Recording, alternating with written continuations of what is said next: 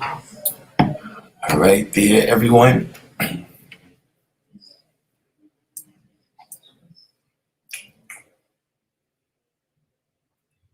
Peace.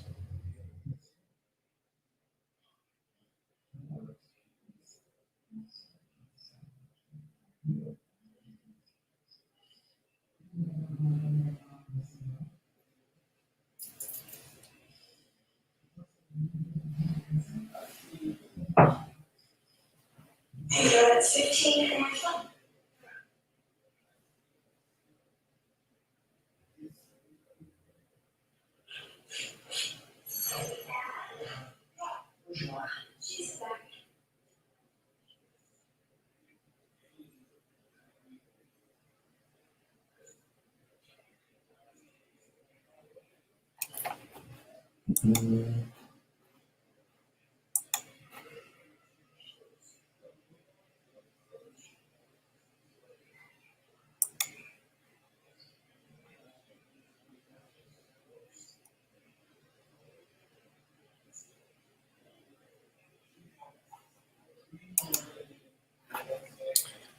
All right, y'all. Peace, everybody.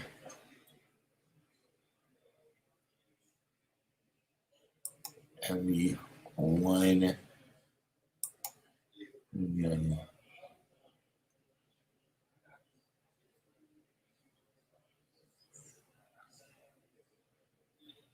these duties.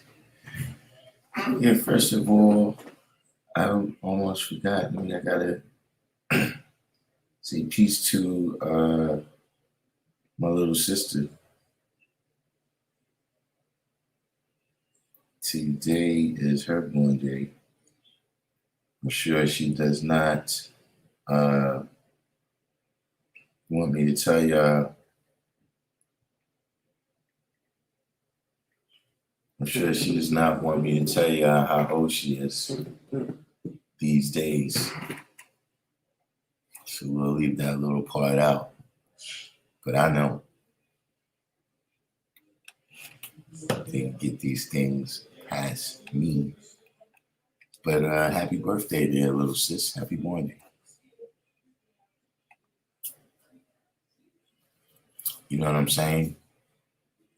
Uh, Other than that, yeah, we're gonna be in and out. So yeah, we're gonna get right down to business. Hold on, let me put the link.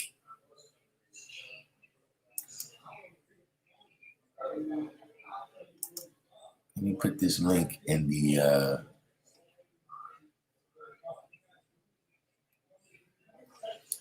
let me put this link in the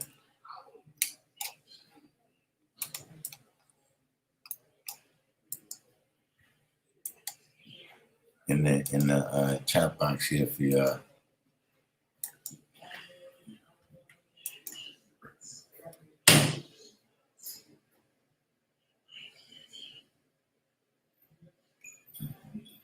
So y'all can check that out. Hold on, I got another story too we're gonna check out in a minute. But see, I just want to say what is, how y'all see this? Without me uh putting any sauce on it, right?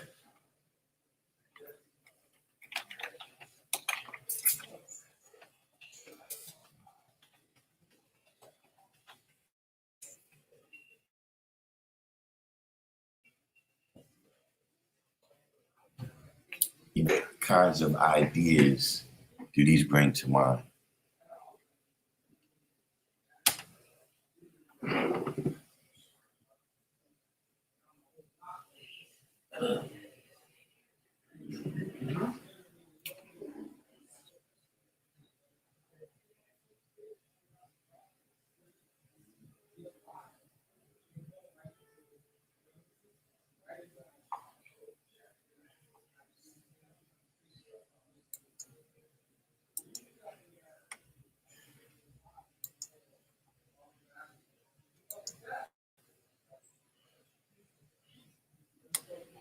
I got something else want to show y'all here. While y'all getting your thoughts together on which I think of this.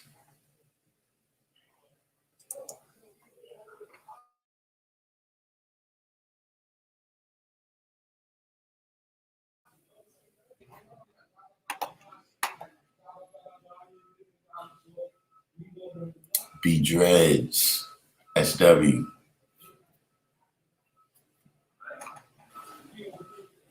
Oh.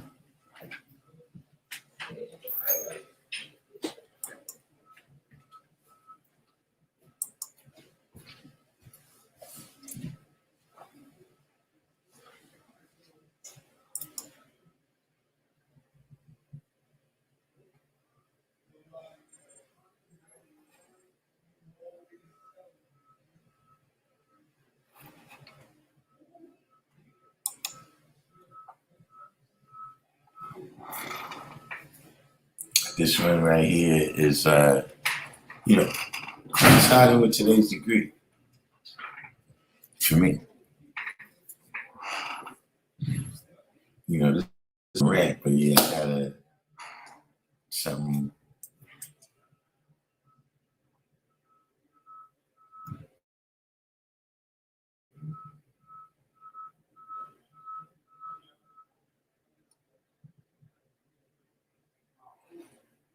Now, this one right here,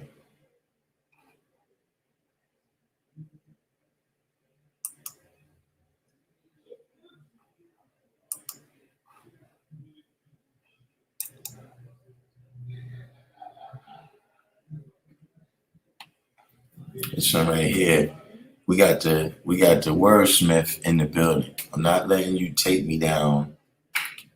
I'm not letting you take me down the unbeaten path tonight, though. I'm not letting you take me down the unbeaten path. But check this one out.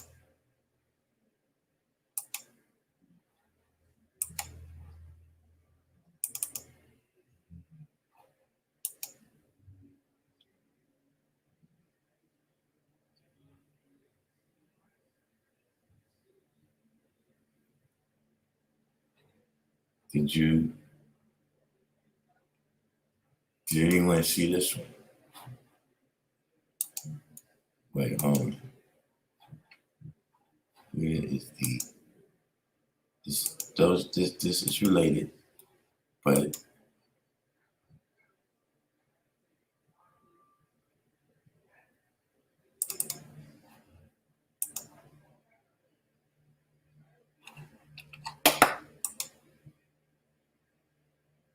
I gotta do something.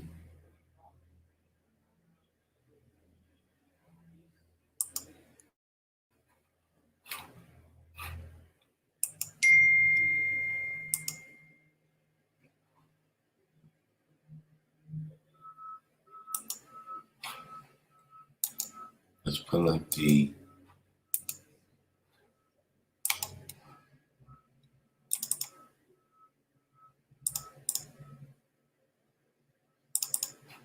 all right, here we go.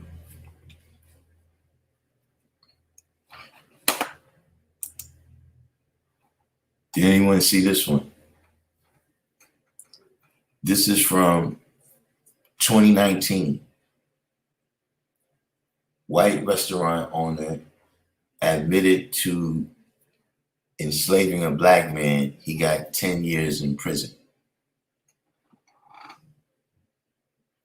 Today is mental slavery and it's to control the population. No, we're talking about physical slavery now. This is, hold on, let me read a little bit into the story here so you can see exactly what we're talking about. John Christopher Smith initially liked working at J&J Cafeteria in Conway, South Carolina, where he was hired when he was 12 years old. For about 2 decades, Smith washed dishes, bussed tables, cooked food at a small town diner without issue.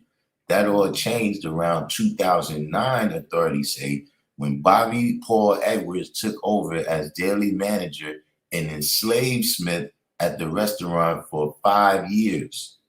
By means of physical violence, threats, and intimidation, Edwards coerced Smith into working more than 100 hours per week without pay. The abuse and threats were so severe that Smith, who is black, was too afraid to speak up or go to authorities. He was freed when someone notified police in 2014. In an interview with the NBC affiliate the following year, Smith said he wanted to see Edwards go to prison. On Thursday, the Justice Department announced that Edwards, 54, had been sentenced to 10 years in prison in order to pay Smith nearly $300,000 in restitution in a case federal authorities have likened to abusive enslavement. The defendant pleaded guilty on June 4, 2018 to one count of forced labor for coercing an African-American man with an intellectual disability to work extensive hours at a restaurant for no pay. For stealing his victim's freedom and wages, Mr. Edwards has earned every day of his sentence. Sherry A. Leiden, U.S. Attorney for the District of South Carolina, said in a statement, "The U.S. Attorney's Office will not tolerate forced or exploitative labor in South Carolina, and we are grateful to the watchful citizen and our partners in law enforcement who put a stop to this particularly cruel violence." In one instance, when Smith failed to bring to the butt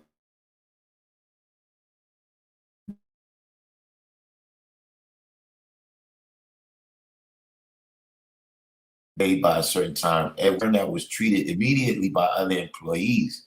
On other occasions, Edwards whipped him with a belt, punched him, and assaulted Smith with pots and pans, leaving him and other employees too terrified to come forward. In a federal lawsuit filed on his by civil attorneys in late 2015, Smith compared Edwards to a slave driver.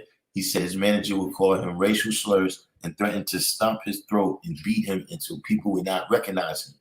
Plaintiff was heard crying like a child and yelling, "No, Bobby, please." After this beating, defendant Bobby forced plaintiff to get back to work. Edwards watch. According to court documents, the only reprieve came on Sundays when he was still forced to work until 2 p.m. The lawsuit alleged that Smith lived in a roach-infested apartment behind the restaurant that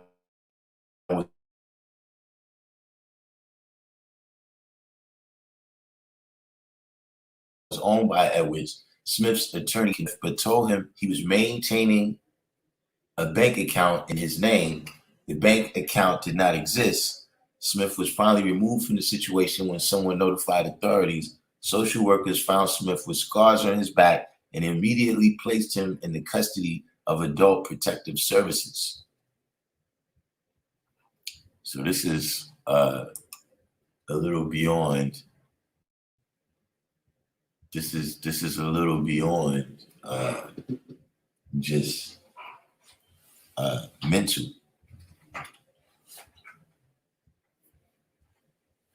You understand what I mean? Now, don't get me wrong. We know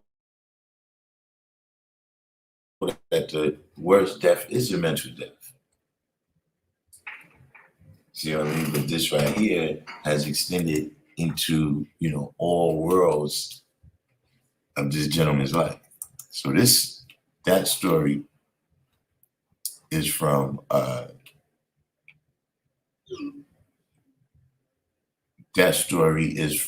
2019.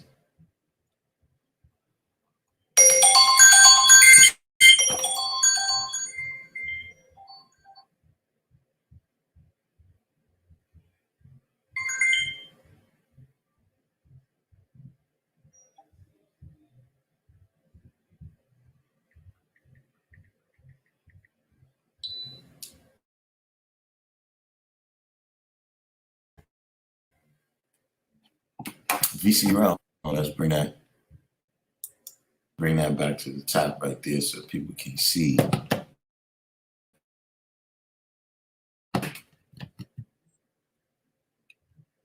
you know. But you know what kinds of things, right?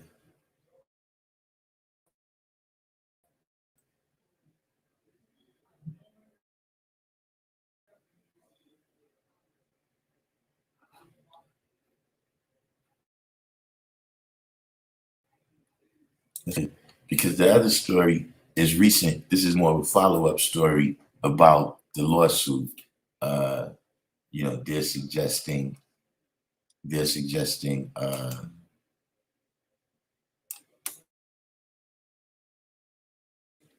I guess 500,000.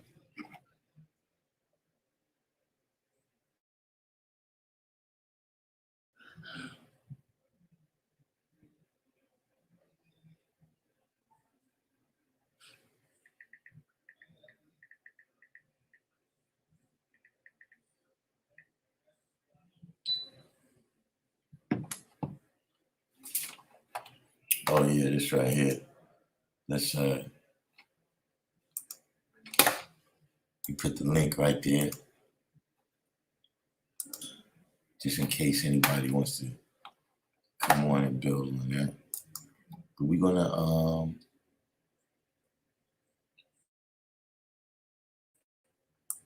let's look at this other screen and see what they're suggesting.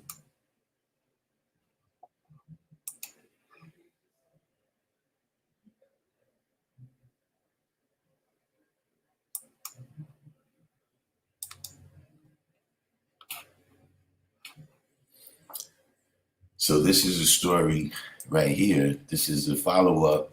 Well, this is from May 3rd, 2021 by Letitia Beecham. You know, I looked this story up because I knew about this already. I knew about this from before, you know. But just to my point is, before you even get into the news story I saw today, just to show that, you know, isolated incidents or just covered up well enough that we don't suspect that it's going on. So this one says, Black man enslaved by white restaurant manager should be awarded more than 500,000. Court says a Black man with intellectual disabilities who was enslaved for 5 years at a restaurant in Conway, South Carolina, should be awarded double the amount of restitution from the white man now in prison for the crime.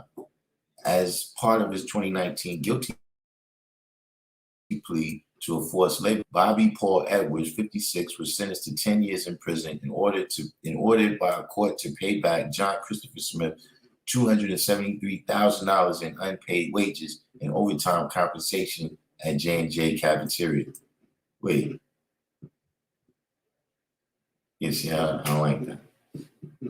I thought they were saying this was not that you owe me that.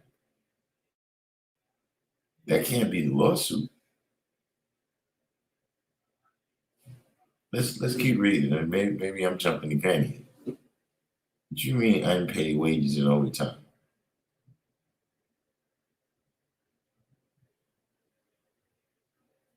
That's already I don't understand.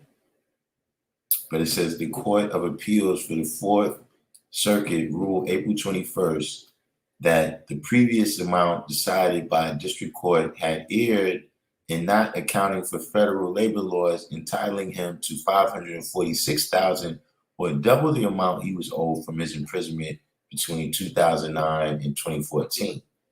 Through physical violence, threats, and intimidation, Edwards coerced Smith, 43, into working more than 100 hours per week without pay.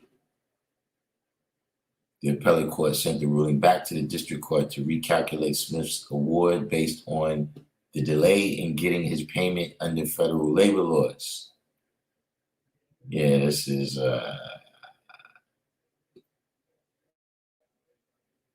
they basically go back into they cover.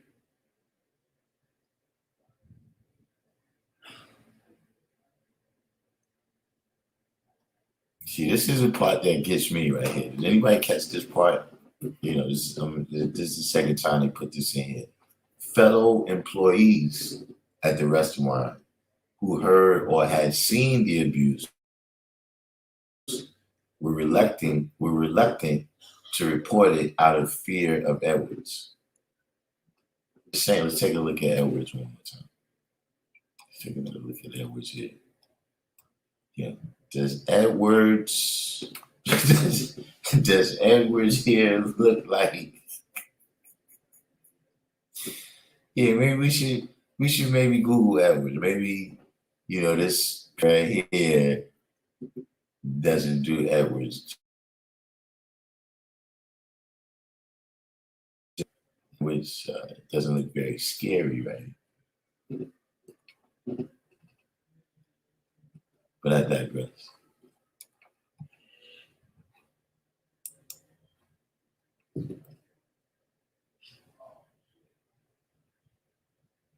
Jeanne Keynes helped put an end to Smith's abuse when she reported Edwards to authorities in October 2014. Keynes had a daughter-in-law who worked at the restaurant and got involved because in there would hear stuff and they didn't know what was going on, and they would ask the waitresses, and the waitresses were so scared of Bobby they wouldn't tell them what it was. So this is these last two stories was in the Washington Post. So let me put the links to these in the comment box up here so y'all can check those out. Thank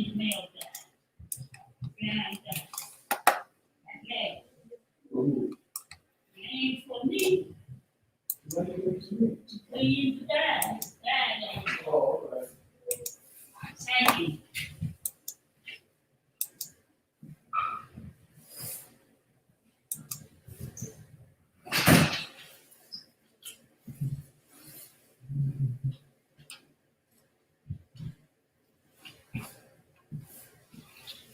Let me get the other story here.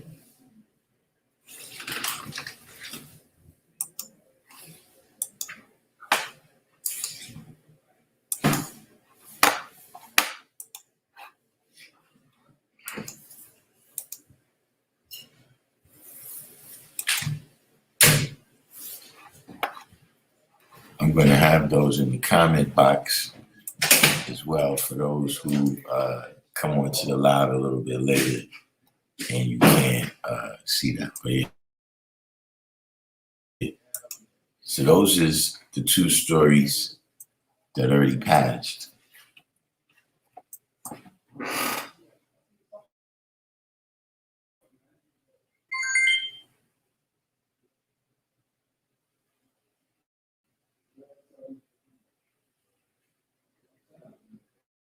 Hold on, we got some breaking news here.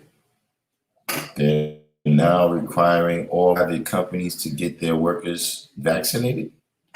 Has anyone heard this? Let's check this out.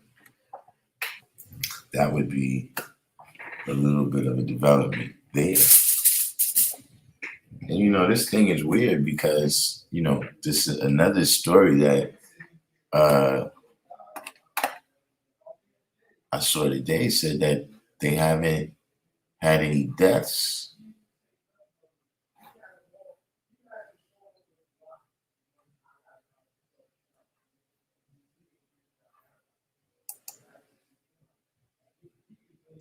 There hasn't been any deaths.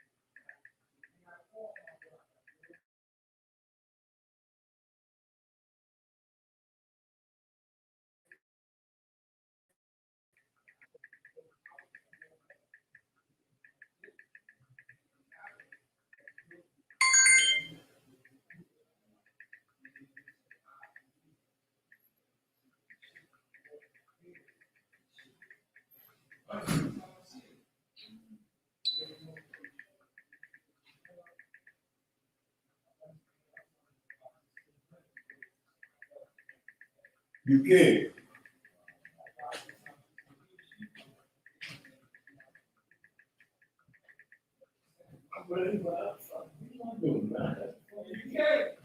I got the key. I got the key.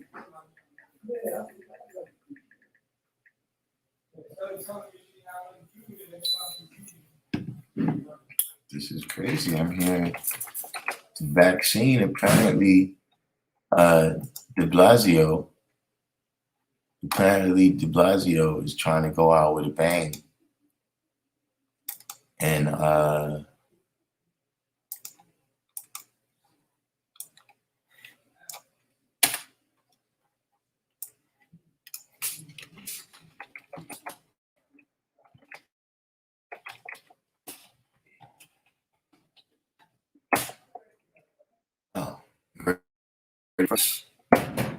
random.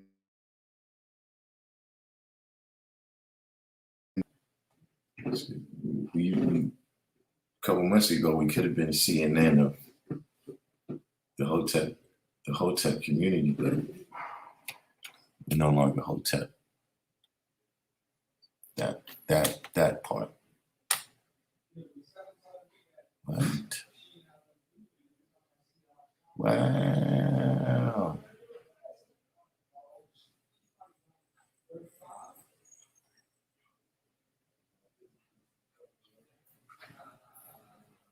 Okay. So here we go. I guess we gotta take a little detour. We're gonna take a little detour.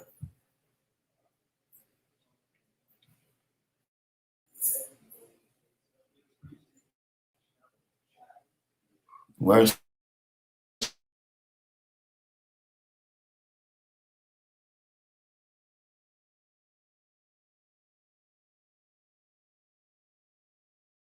Smith?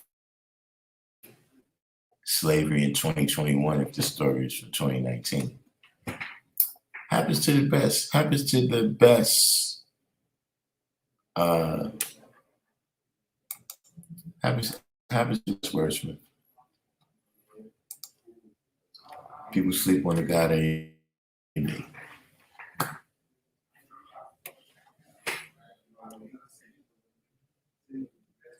No, apparently this is a New York City. This is something that's just come down in New York City. So this right here, as I said, this is a story coming from CNN.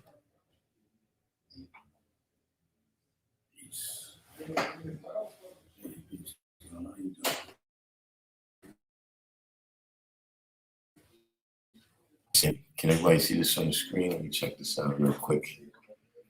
Let me check this out real quick. But this is right along the lines, right, of what I drew up and what I'm drawing up in general from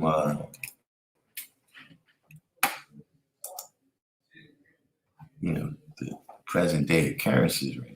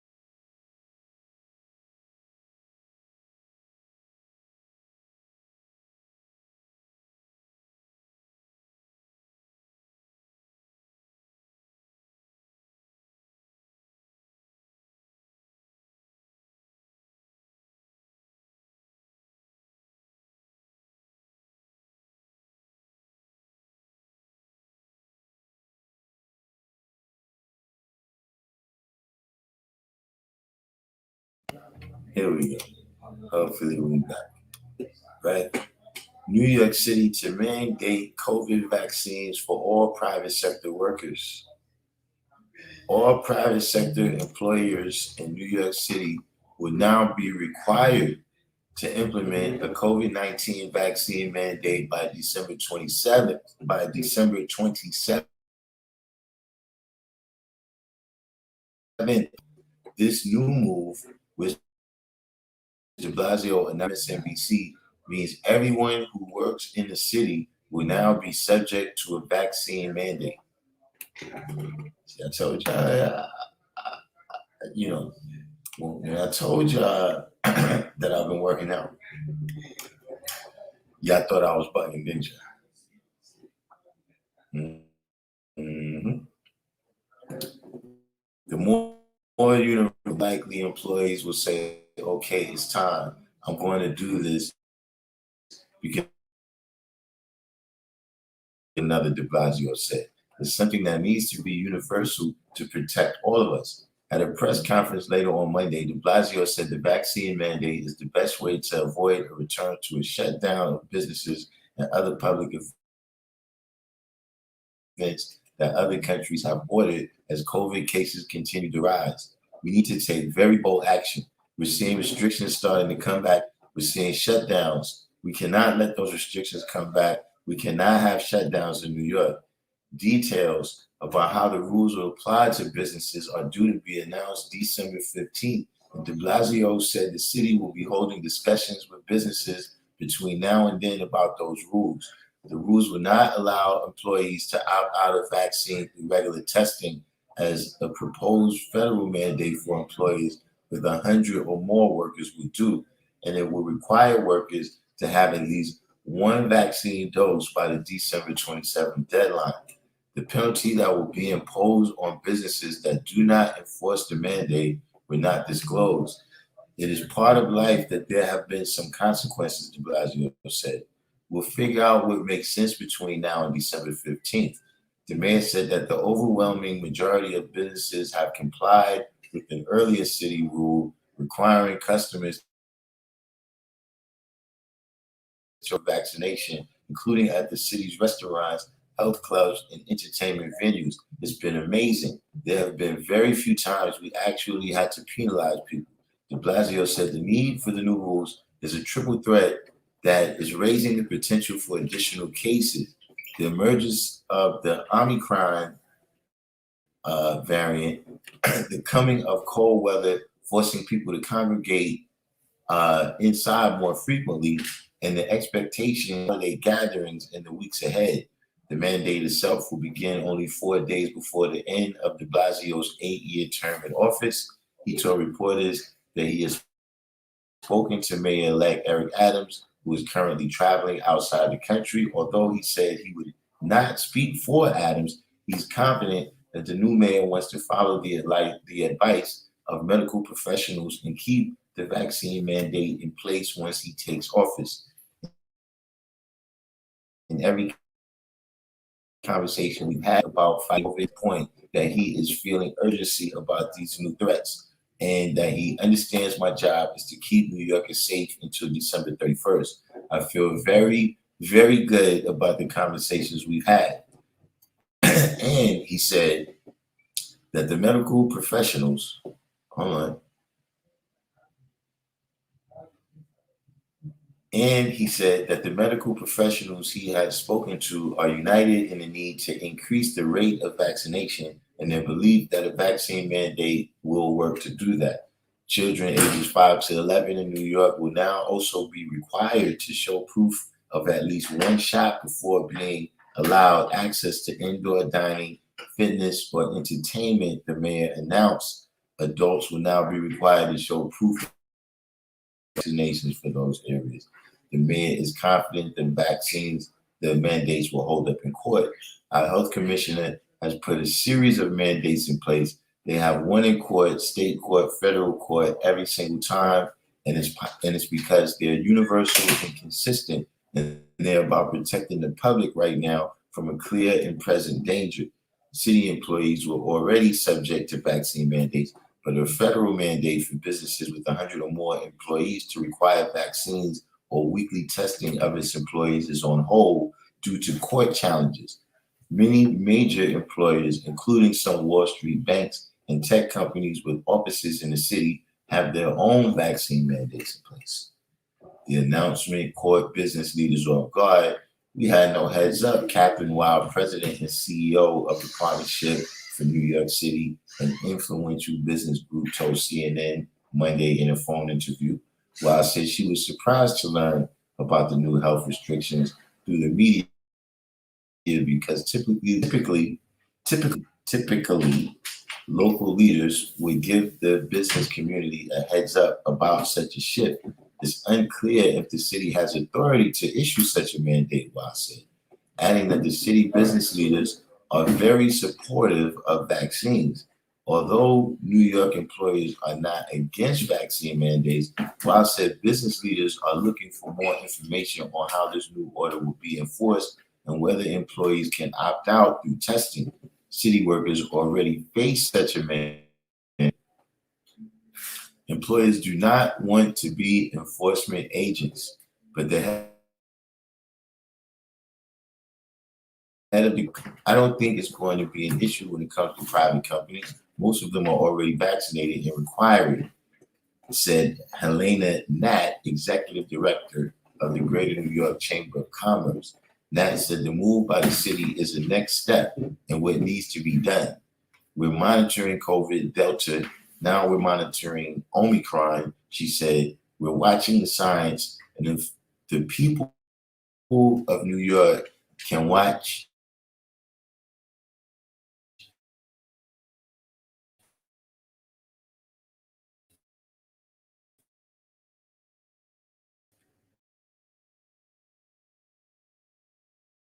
are safe and co-workers are safe. It does not have a vaccine mandate for private employers, and the Biden administration's vaccine mandate for employers with 100 or more workers has been held up in court, has been held up by court challenges.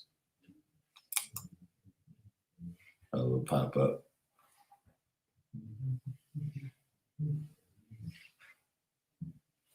Wild said there is concern over a lack of coordination for federal, state, and city health policies. Public health protocols generally and vaccine mandates should be coordinated and consistent with each other. But de Blasio said that the businesses he spoke to about COVID were supportive of the mandate. I've heard from so many business leaders, including in those sectors like finance and tech, that the best thing for them is for government to lead the way. It's always better for the private sector if the government sets a single universal standard so they don't have to say to their employees, hey, this is something we're going to do on our own. He said what they really don't want to see is the kind of spike in cases that requires a shutdown or stay-at-home orders now being put in place in parts of Europe. Our healthcare leadership was adamant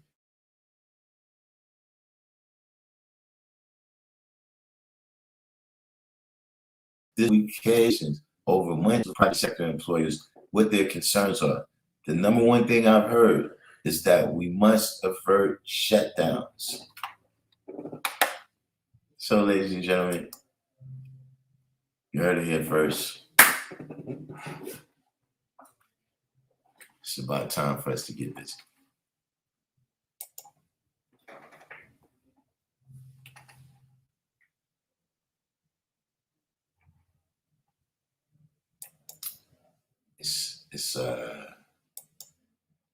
It's about time to get busy.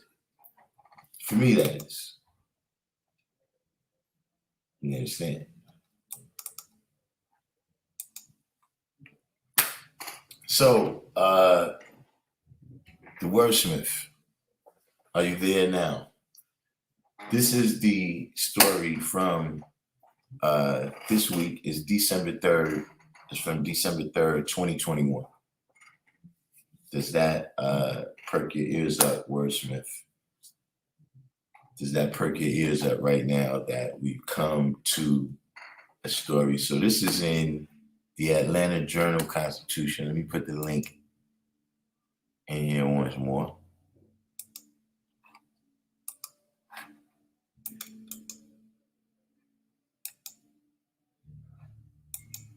See, I've already told y'all that, once y'all fold,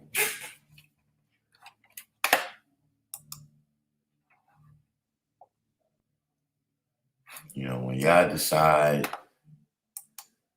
that, you've had enough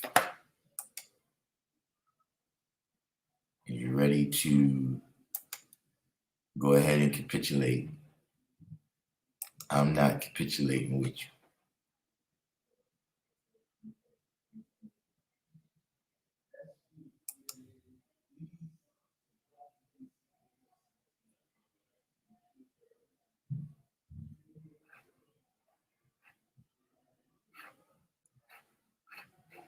Hold on, I'm gonna throw these.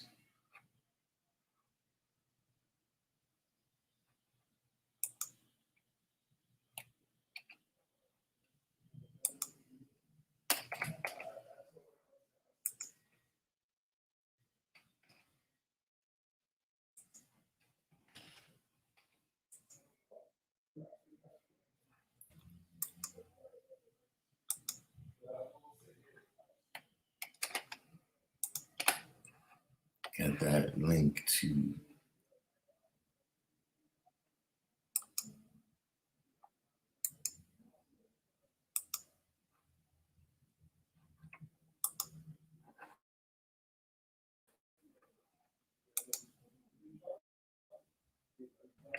I'm putting these links in the description box.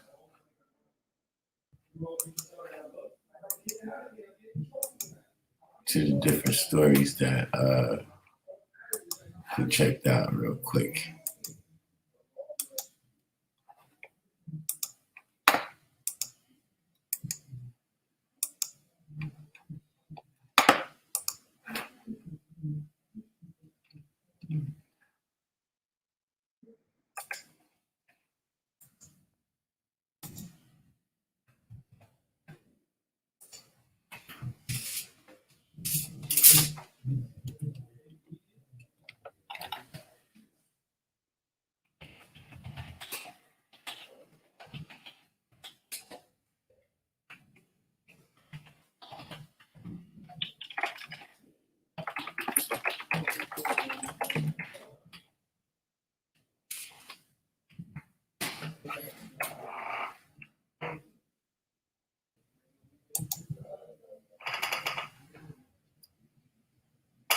All right.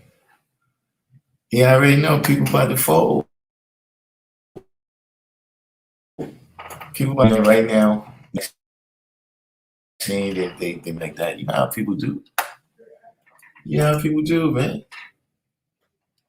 You expecting these people to hold court, to hold what?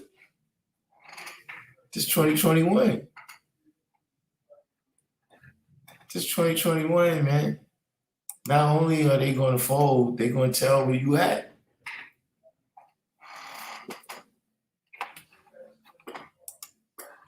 That's how it's going to be. It's going to be like this. Nah, I don't know where nobody's at that hasn't taken the vaccine.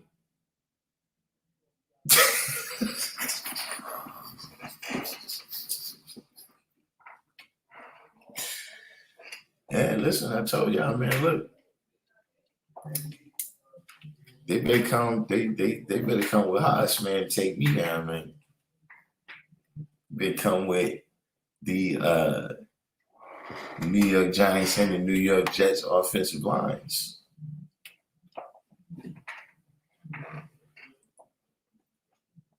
Because I'm not coming voluntarily. Yeah, they keep bringing up, yeah, that's what they're saying, that is so much lockdowns going down in all the other places that they trying to avoid it. But at the end of the day, the vaccine is not avoiding it. We had a comment up here from Right here, I just picked up 2 patients in the past 2 weeks, COVID positive and vaccinated. You see what I'm saying?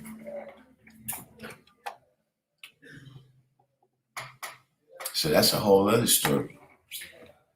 But we'll get back to that, right? So this story here says this has been happening for a long time. Modern day slavery uncovered in South Georgia. Crackdown on human trafficking operations signals shift in immigration enforcement.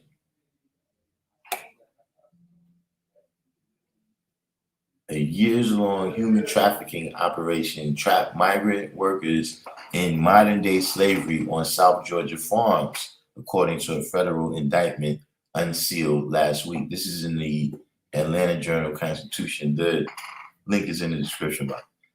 Victims include over 100 laborers smuggled from Mexico and Central America into brutal and inhumane working conditions under the threat of gun violence. Some were allegedly forced to dig for onions with their bare hands, earning only 20 cents for each bucket harvested.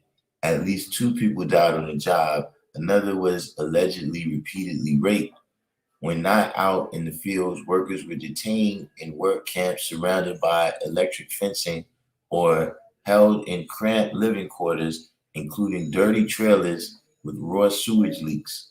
There was little to no access to food or safe drinking water. 24 accused members and associates of the criminal enterprise that perpetuated the exploitation now face a slew of felony charges, according to a press release from the U.S. Attorney's Office for the Southern District of Georgia. The multi-agency cooperation that yielded the indictment, dubbed Operation Blooming Onion, may be one of the largest ever human trafficking and visa fraud investigations in the country, Vice News reported. Only 2 of the defendants are described as South Georgia business owners in the indictment. Only 2. Imagine that, only 2. Most were labor contractors or recruiters. Their alleged criminal mistreatment of workers took many forms. Now, see, as they say this, right? You know, see, that's why I said, what does this make us see? Y'all taking too long to tell me what y'all think. So this is what I'm saying. Like this right here, we got all the same people here. You understand what I mean? Meaning we have the individuals that's going to catch the slaves. We got the individuals that's transporting the slaves. We got the individuals that's selling the slaves once they get to the destination. And we got people that's working the slaves that have the plantations, you see how these things, like I said, 21 and 33. 21 and 33. And see, that's where we get into it at. See, what is a real devil? See, that's the part. See, people walking around and you looking for all this Baphomet,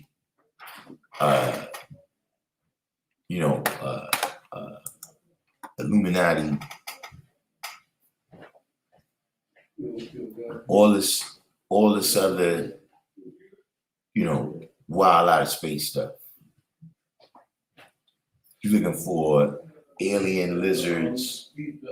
You're looking for the red man under the ground, etc., etc. Right? But see, this is the mental and physical power of a real devil right here.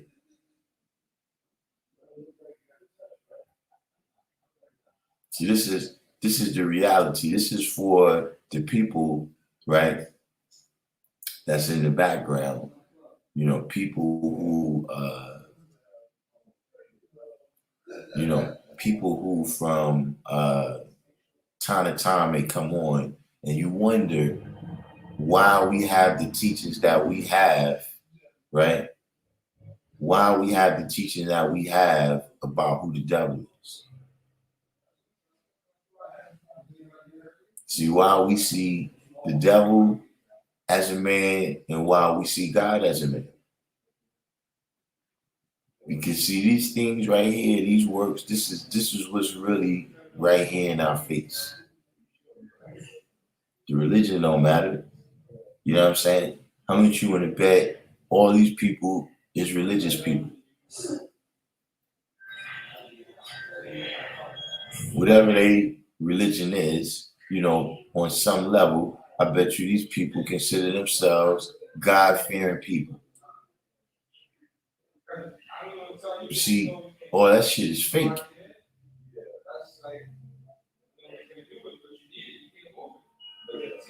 It's what you really doing. See, this is the part right here where you see it for real. He likes the devil because the devil gives him nothing.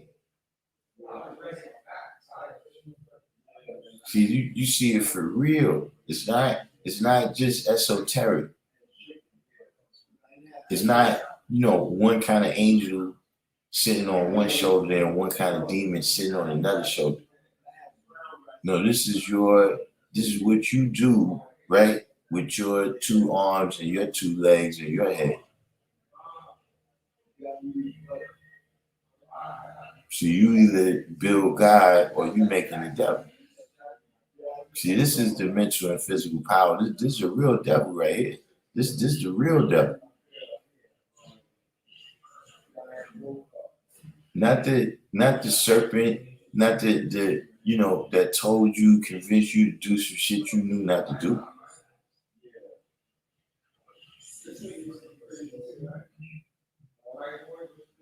We're talking about the actual individual who stands on that square.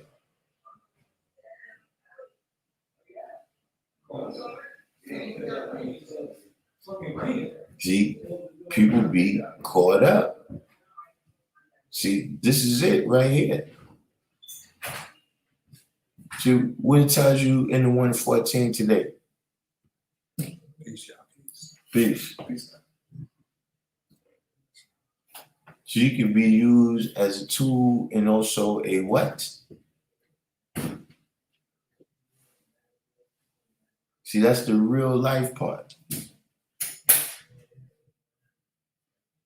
See, this is the part why, see me, I don't need to debate with nobody. I don't need to go on all these other platforms to try to see who got the most facts memorized, who's read the most books.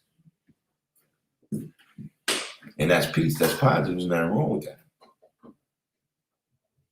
Something only becomes wrong with it, right? When you not able to make that translation, right, into real life. When these things become so academic and esoteric, right, that they can't be applied in the real world. Like, see, in mathematics, right, in arithmetic, mathematicians can do calculations for worlds with 18 dimensions.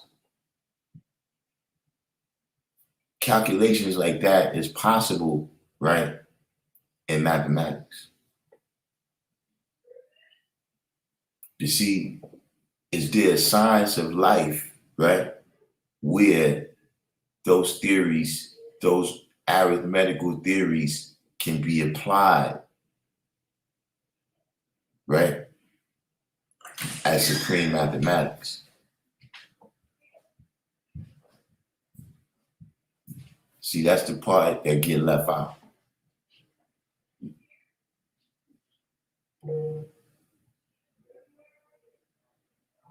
See, that's when you go through the degrees. So that's what I'm saying. Just seeing that's what it sparked for me.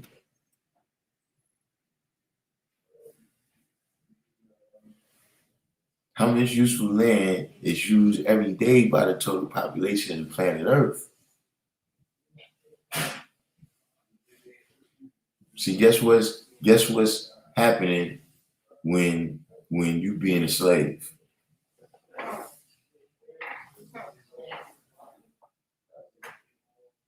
See, when it gets to where it says how much of this useful land is used by the colored man, it's the same answer. 29 million square miles. Because you a slave, you ain't using yours. You being used.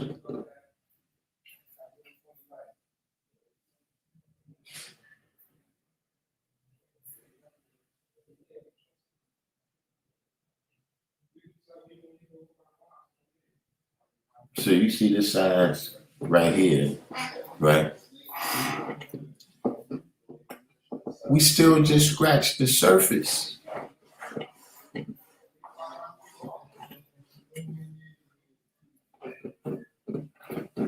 We still just scratched the surface.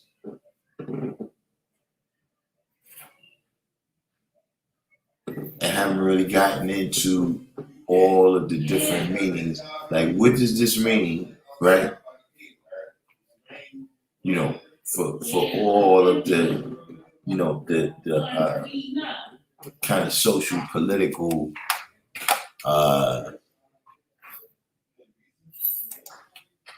the social political atmosphere that's around us.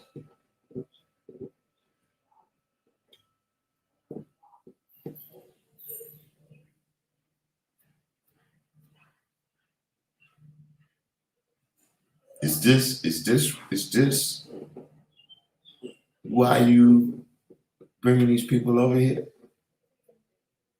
Is this why you bringing the migrants over here? Is this what's happening? How much gold did you promise these people?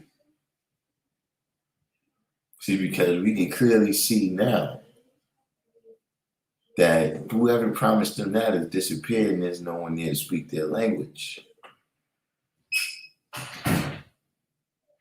Arabi in the building said they are pragmatic theories, still just theories.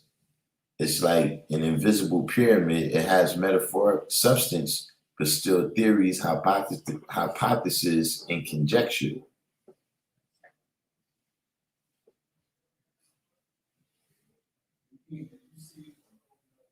Complete said they had to pay to get that job.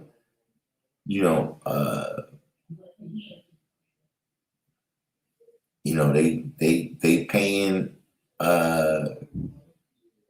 in more ways than one.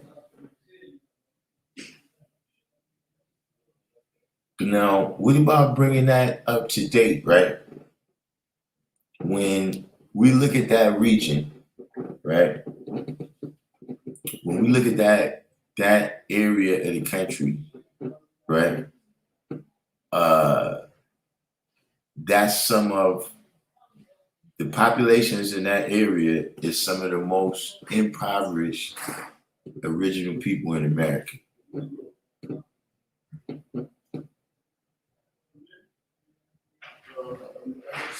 Like when you're talking about, South Georgia, Alabama, the Mississippi Delta, et cetera, et cetera.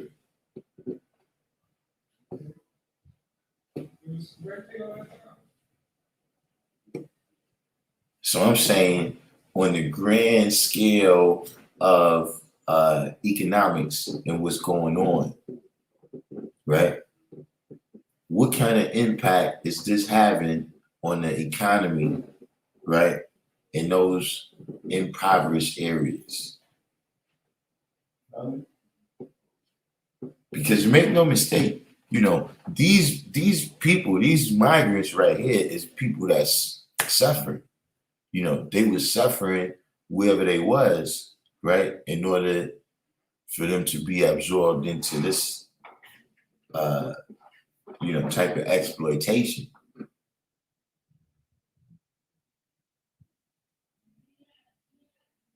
What's this you said, VC Realm? A story about a person finding a stack of money in the wall at Joel Osteen Church.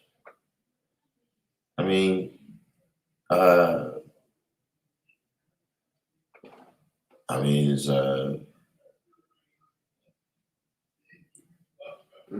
not particularly. I mean, I don't think that is that actually newsworthy.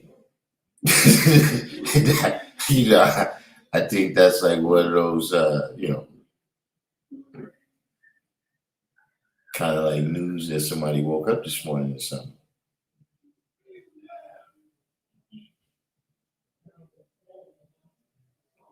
Right now, let's say, uh, uh, he has an aunt that rests in Alabama that doesn't have running water or an inside toilet to this day. And wasn't where was that area where the sewer like backed up, like the whole sewage system backed up in the town.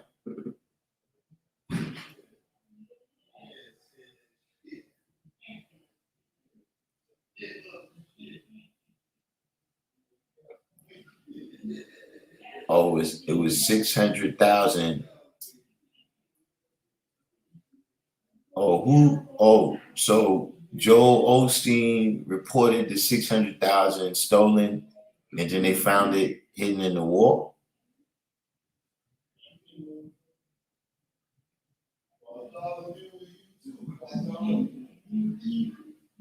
Yeah, it is a little bit out there, but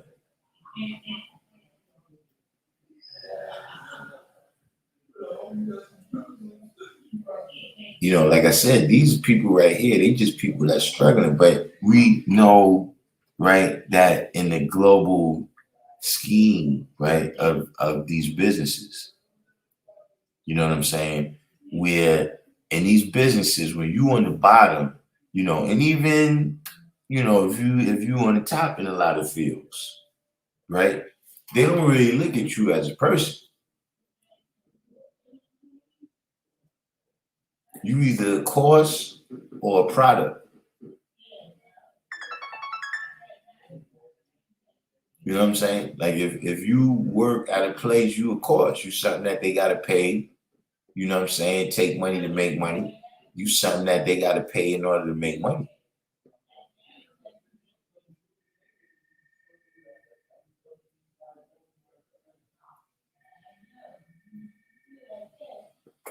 Right, the town where the sewage backed up, correct me if I'm wrong, but is Dalton, Alabama. I'm just saying that the conditions in a lot of these places, right? We know that those conditions exist because the people don't have the economic power to make a difference. They're not going to poison the water, you know what I'm saying, in Beverly Hills. You're not going to see a Flint, Michigan situation there.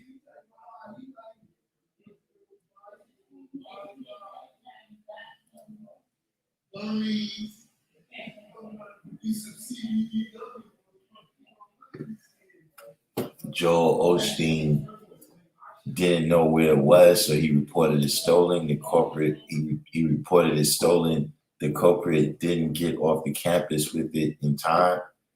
Man, that's insurance. That's an insurance job.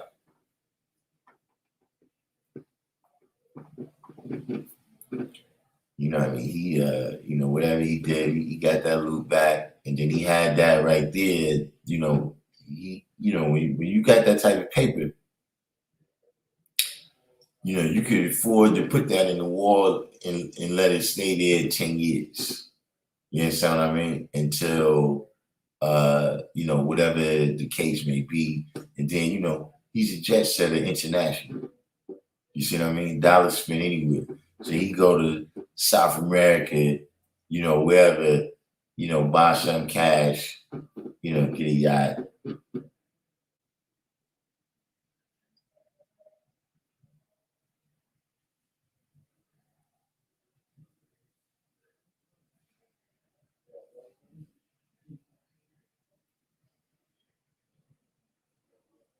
But get back to my point, what I'm saying about this story right here, and another one of the implications is to just still observe how the game is being played.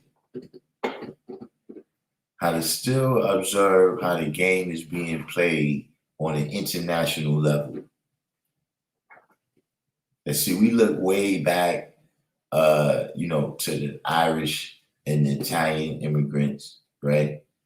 And just to labor in general. Even when you look outside of the context, right? When you look outside of the context of slavery, right? Just at European history, you can see that, during especially the beginning of the Industrial Revolution.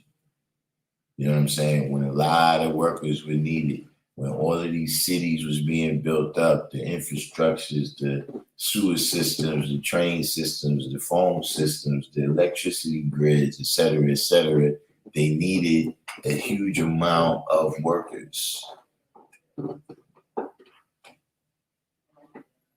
You know what I'm saying? And in order to keep the cost of that labor down, right, you import these millions of workers from overseas. Because, on that level, has anyone noticed that? See, they keep talking about raising minimum wage, right? They talk about raising minimum wage, right? At the same time, it appears that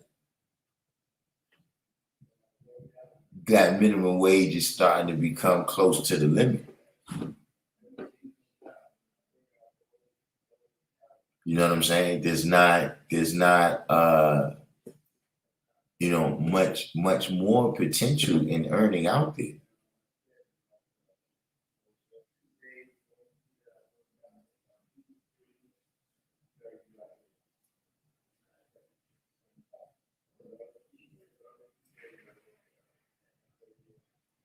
Why is the 85% and 10% so devilish and negative with their ways and actions?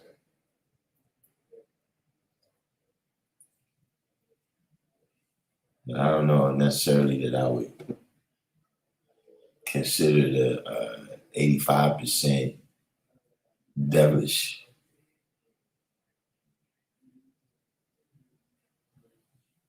Are they capable of devilishment? Yes.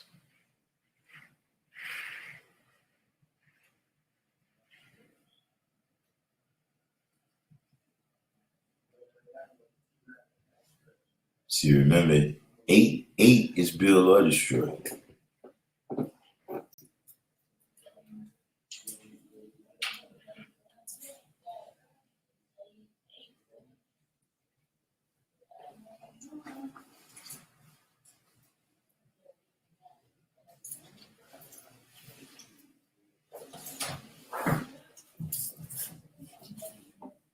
What is that out there? It's raining out there? I don't know. I think it's supposed to rain today. I'm repeating. Let's see what's going on.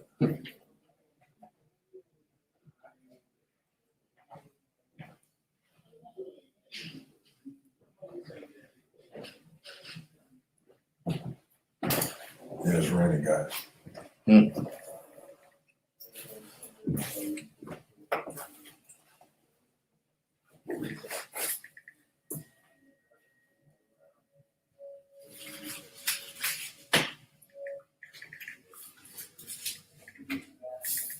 Go back to all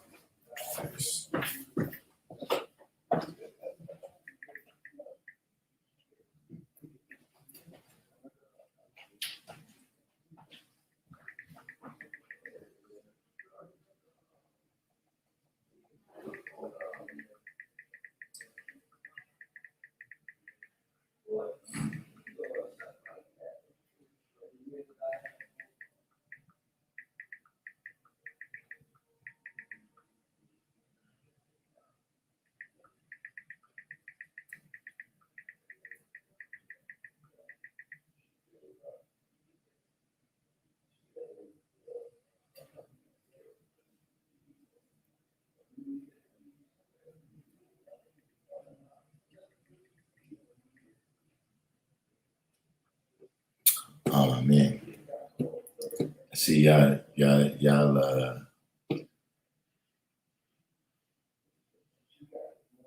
See y'all. This is crazy. You said it's talking about Gary. No, what have y'all been doing, man, in these last couple minutes, man?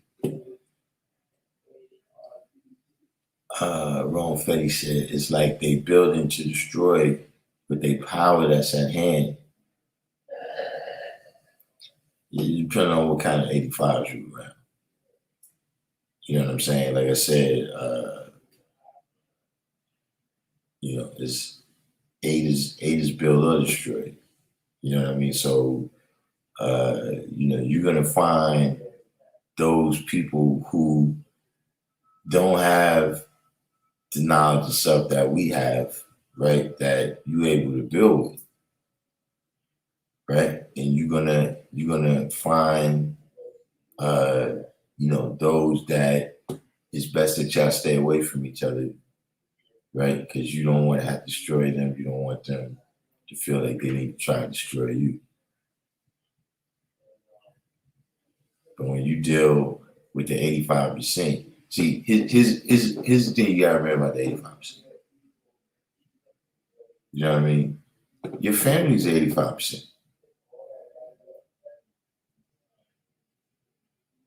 And so it's good and bad with them because that's their training. You understand what I'm saying? See, like your mom's, right? She taught you a lot of good things. She probably also taught you Christianity, you know what I'm saying, in the eating of pig.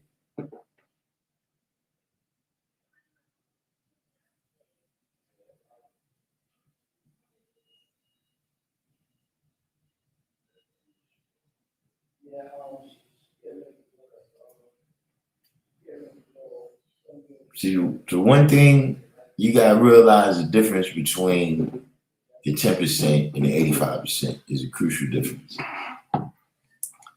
See, the 85% mostly hurt themselves. I mean, yeah, they violent and there's some victims of their behavior. You know what I'm saying? But the amount of damage that they do to themselves, you know what I'm saying, in just their own and people that see the 10% don't do that. See, 10% only you get fucked up. The 10% don't get fucked up. See what I'm saying? See, the 85%, right? They go outside, right, and shoot motherfuckers. You know what I mean? That's about the worst the 85% can do, right? But in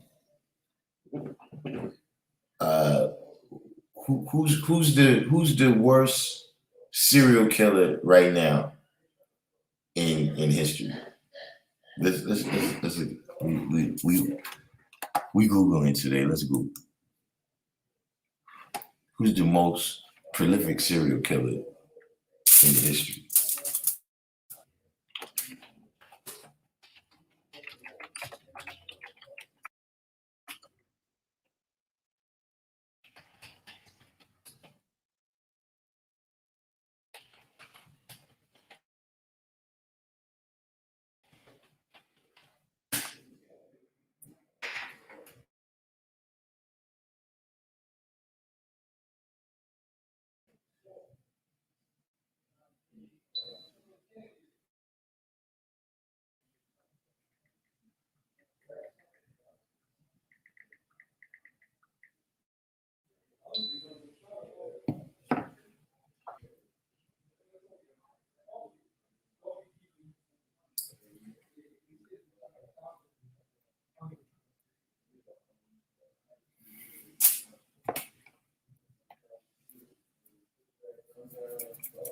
I don't know why this computer is like this.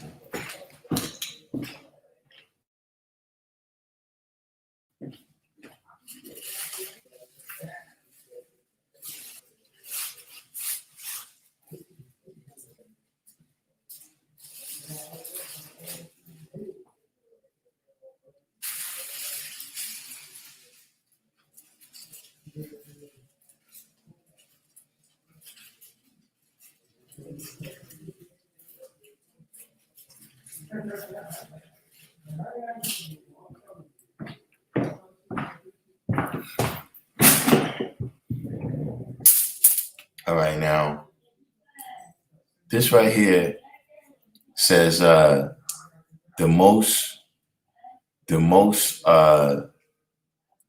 prolific serial killer in American history is arguably Dr. Harold Shipman with 218 probable murders, possibly as many as 250. Right? That's just a quick article there. That's Wikipedia. I'm not, Samuel Little. Okay, so this is according to FBI.gov. So I guess let's go with those.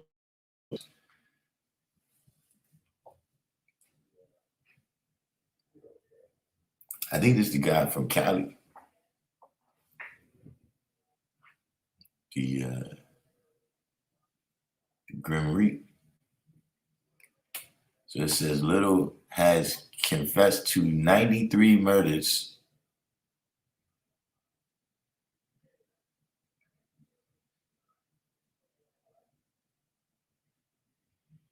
Law enforcement has been able to verify 50 confessions. Okay, so that's, 93 murders, right? That's bad, right? But what I'm saying is, you got individuals that can sign their name. An individual can sign his name and millions of people around the world died. Like not just today, but on throughout time.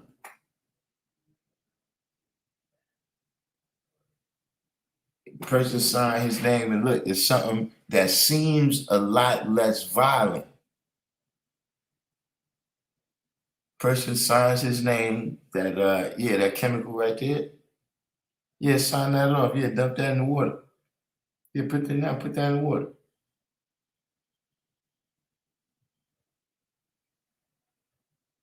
And see, that could affect millions of people.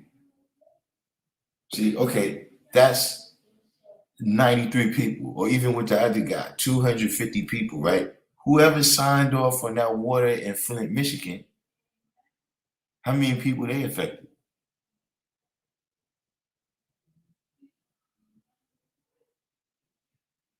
See, how many people came in there, you know what I'm saying? Yeah, this was the condition that they had when they passed away or whatever, or we tested the body and it had this condition right here that was lethal, right? After death, but that don't necessarily mean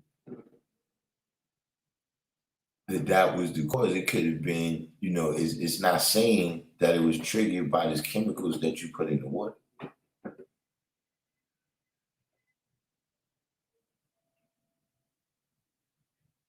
Or it could be this company right here. Yo, listen, we need to get those bananas, man. You need to get that oil. We need to get them diamonds, et cetera, et cetera. And just because of that order right there, right? Little corporate American thing, right? You can have thousands and millions, of children, right, that end up dying.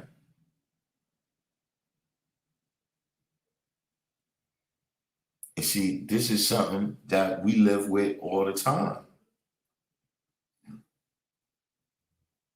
Just in terms of dealing with justice in America.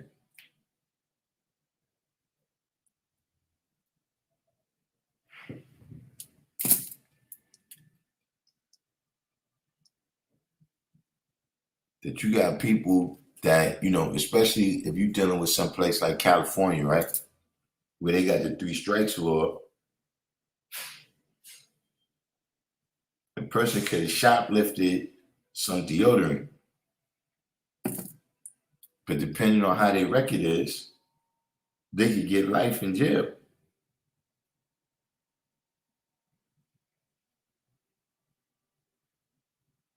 And meanwhile, an individual he might sign a law, right?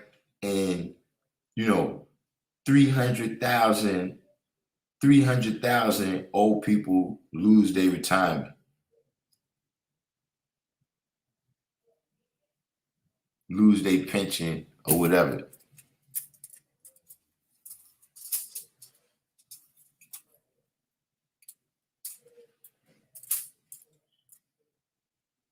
So if the punishment is supposed to be proportional to the crime,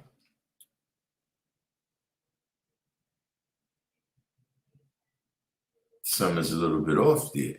You see, that's one of the ways how you know the difference between the 85% and the 10%. See, even when you deal with the devil, see, the devil is one who negativity not only affects him, but everyone that comes in contact with him.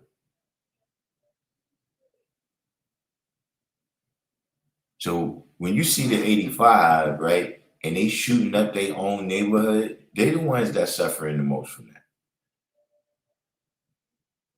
Like maybe not them as an individual because their mind is warped enough for them to kind of enjoy an atmosphere where things like that is happening.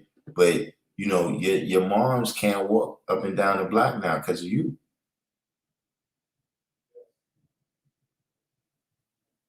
You know, what happens when, you know, this type of violence get visited on other people in your family? Not even necessarily in retaliation for something you did, but just as a part of the atmosphere that you helped to create.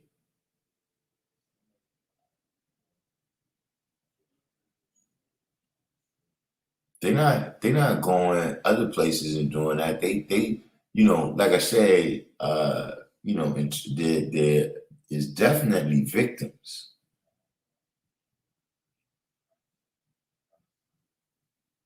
but they don't really have the power. You know, the 85% don't have the power to do the kind of establishment or to inflict the kind of pain that the 10% do.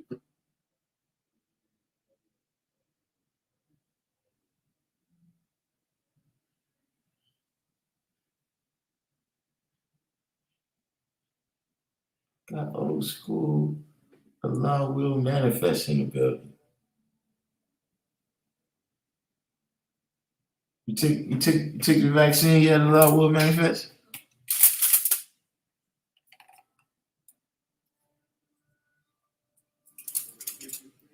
You know, if he took it, it's a wrap.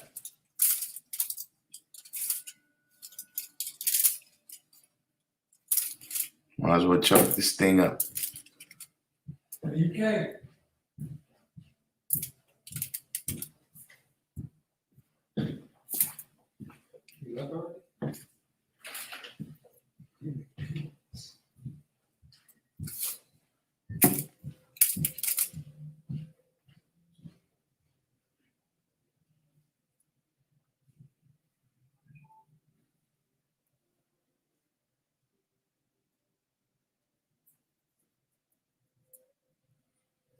I think complete set. I'm independent, so I will be unvaccinated in a minute. Was you on a minute ago? Uh,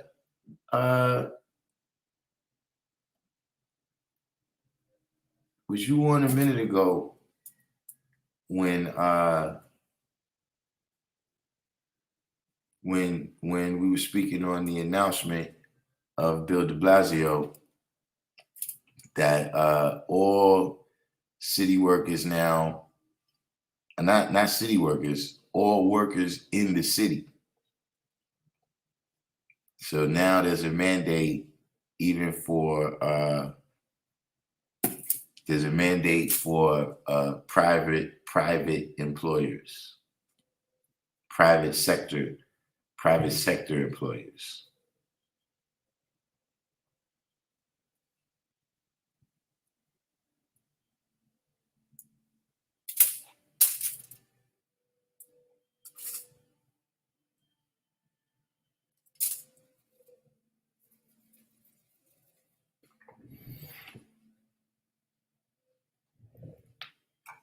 Allah said, I have to be an example. We know the devil is weak and wicked, but not as direct and blatant.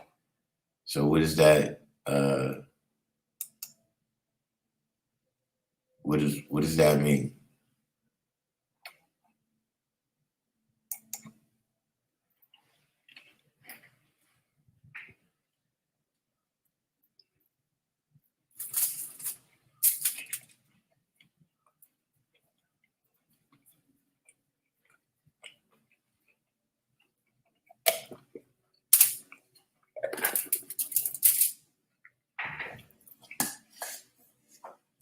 Does that mean you took the vaccine?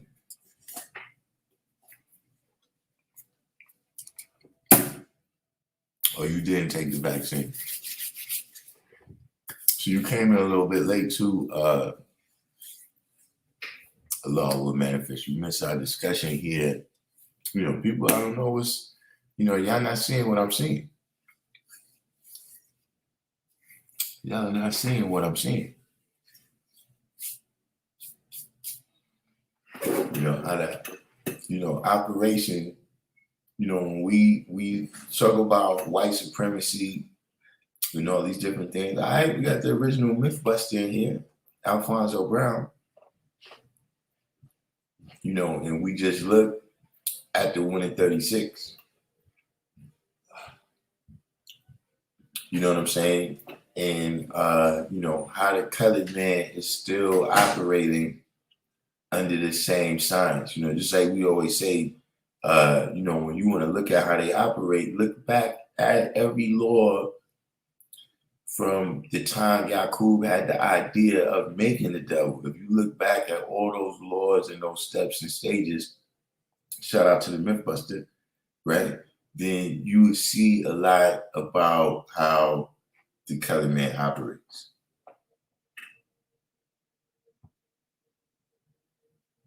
And I'm not saying it in terms of something to plant fear, right? I'm saying it in terms of, okay, if we can recognize this pattern of what he's dealing with, right? We can recognize the pattern, then we can manipulate and control. Instead of just being caught up in the vicious cycles.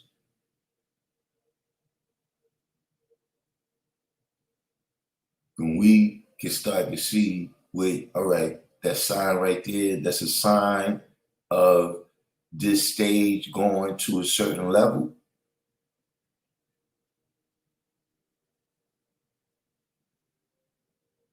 Then we can control and manipulate what happens next. So just acknowledge. You know what I'm saying? There's a lot of other things more urgent. I'm sure, people thinking right now about what's going on with the vaccine if you happen to live and work in New York. But keep in mind that these things is happening all around us. And see, what happens is, like I said, a lot of times we only pay attention to the outstanding situations, meaning we only pay attention to the corruption of the police when they kill somebody. Now realizing that, they do all type of shit that's not right and exact every day. They have to build up most of the time to that level of corruption that you see them doing. You know what I mean? And most of the time, when you look back, right, you're going to see that these officers that's doing things is either your very inexperienced officer, right, who doesn't really know what he's doing, you put in the wrong situation, or it's dudes that's like, yeah, they shot somebody last year.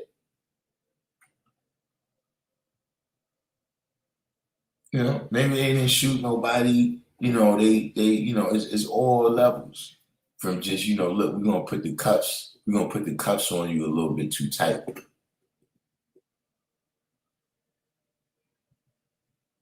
Everything is, not necessarily corruption, but yes, it's all types of abuses of authority that you pass on your way up the ladder to killing somebody.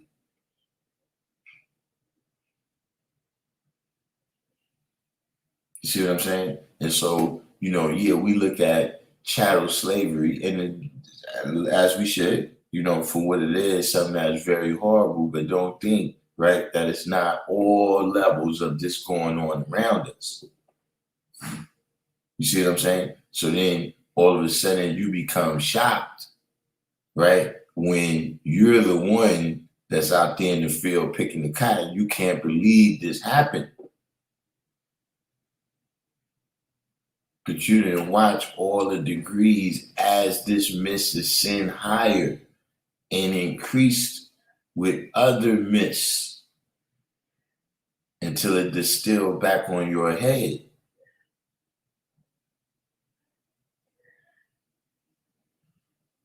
So keep this shit in mind. That year, while they was patting themselves on the back, they was patting themselves on the back that they convicted Chauvin, right? And patting themselves on the back that the what's these down there in Georgia that murdered Ahmaud Arbery. You can pat yourself on the back, right? That happened in Georgia. Also remember that while that was going on, right, a motherfucking slavery plantation was being ran.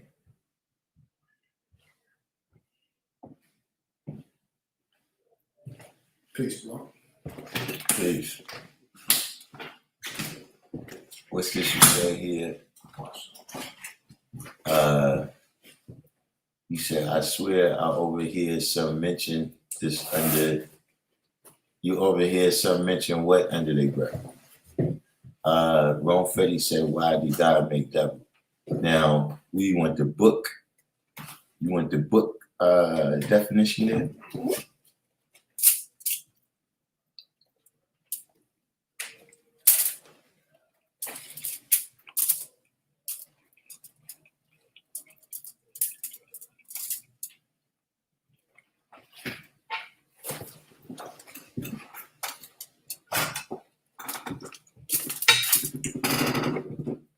See, because one thing you gotta remember, right? At least from what you come and present on the live, right? You supposed to be God. So why are you asking me why you made the devil? You wrote that history.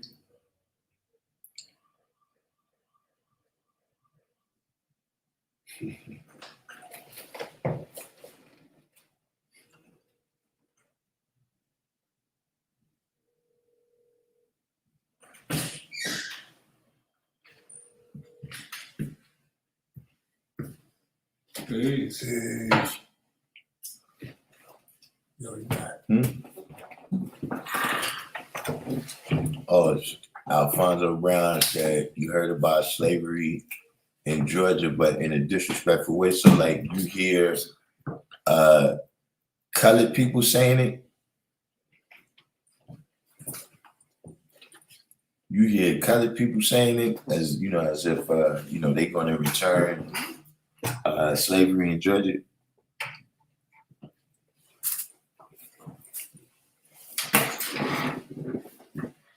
It's the title that brought me down here today, guy. I said, fuck that. Hell yeah. See, because this is understanding and understood right here. What is a real devil? You know what I'm saying? Not the Baphomet shit. Oh man. Yeah. Not this Illuminati, this all like nah. This dimensional and physical power of a real devil right here. This is what we talking about when we say the devil. This is what we talking about when we say a bloodsucker of the poor. Take heed, pay attention. Ron Fetty, yeah, you on the right track with that. You read these stories, where the links is in the description box to all the stories that we cover. And when you read through those lessons, who is the 10%? What is a real devil? You're gonna see that those all the characteristics manifested in these news stories.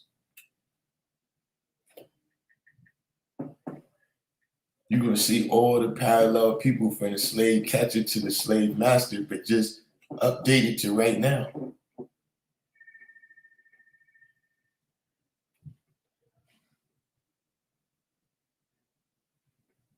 Pay attention to what is a real devil.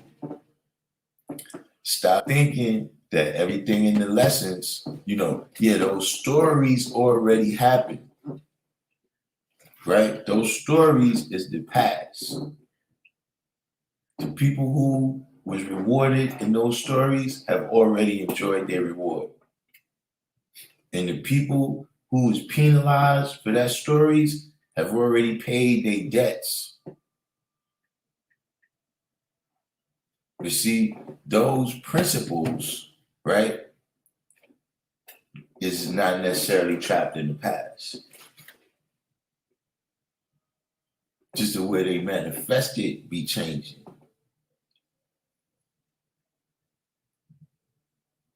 So now look around. What is the wage right now? They applying the principles of teaching and keeping our people illiterate.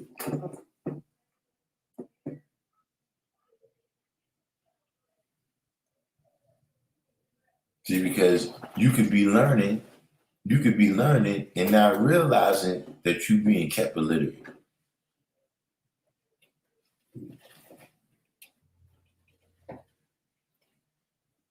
See, not to, but fuck are we talking about? This is a government type of thing.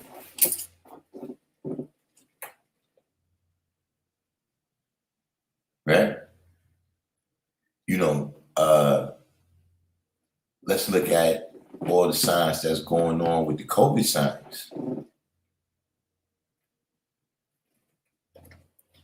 They teach you about it every day. They come out and tell you, yo, it's this variant and protein spike and all of this and the chain of that and all of this stuff right here, but you're still illiterate about what's going on with it. Perfect example.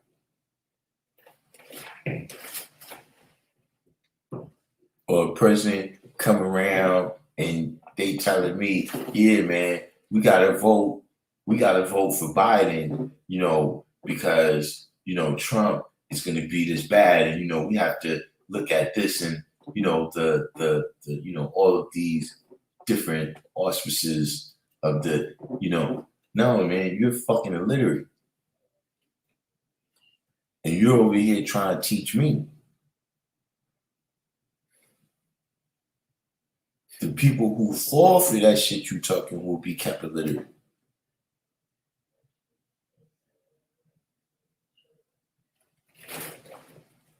But every day you got people that go around, look, even if it's Christianity, Jehovah's Witnesses come to your house, they teach you and keep you illiterate.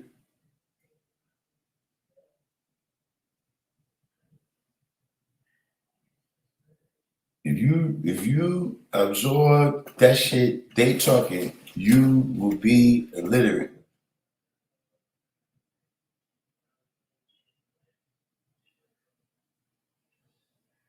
But if you ain't looking around and seeing these things around you, then you're missing it and you're being religious. I'm talking about 5%ers now. See, I'm especially talking about 5%ers.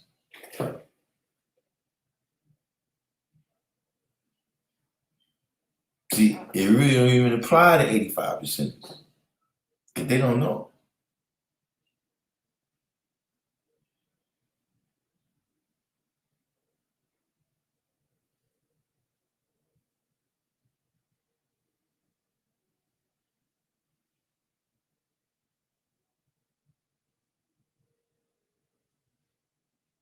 See, you don't know you don't know you going, you know how to get back either.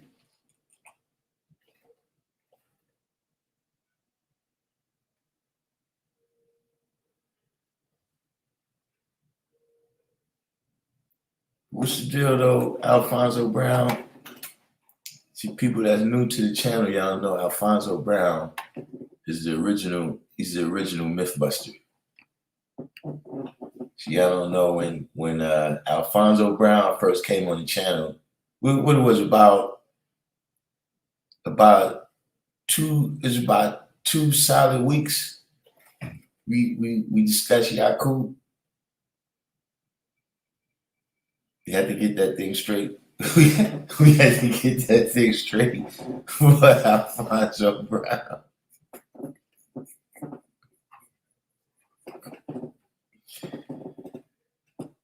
You was the one that ordered the last sweater. You ordered Apex Wordsmith. You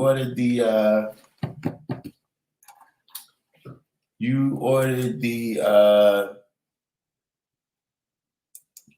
Allah's what is it? Allah School, property of Allah School. Allah School Phys Ed department. That's it. That was you?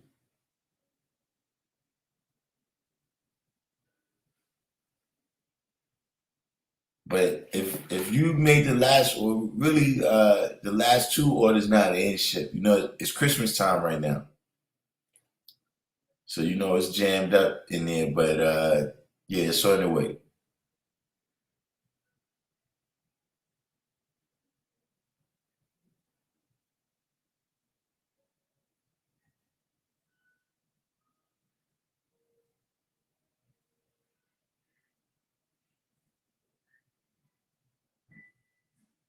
Oh yeah, I forgot there's 2. Hold on. Just another moment.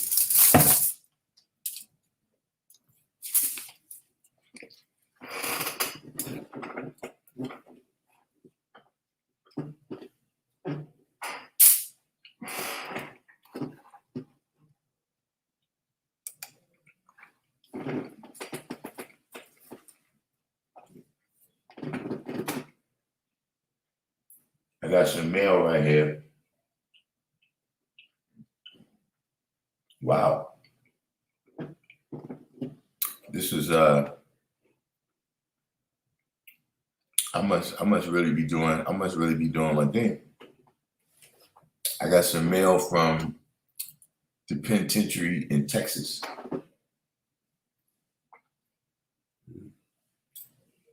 In Dallas. Let's hope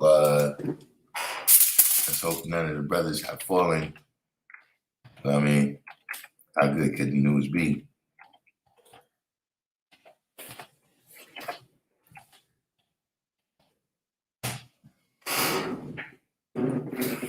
That's the link right there to the merch. That's the link to the merch.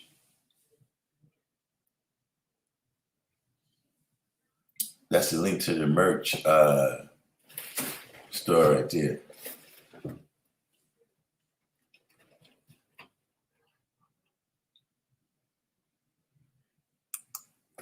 But yeah,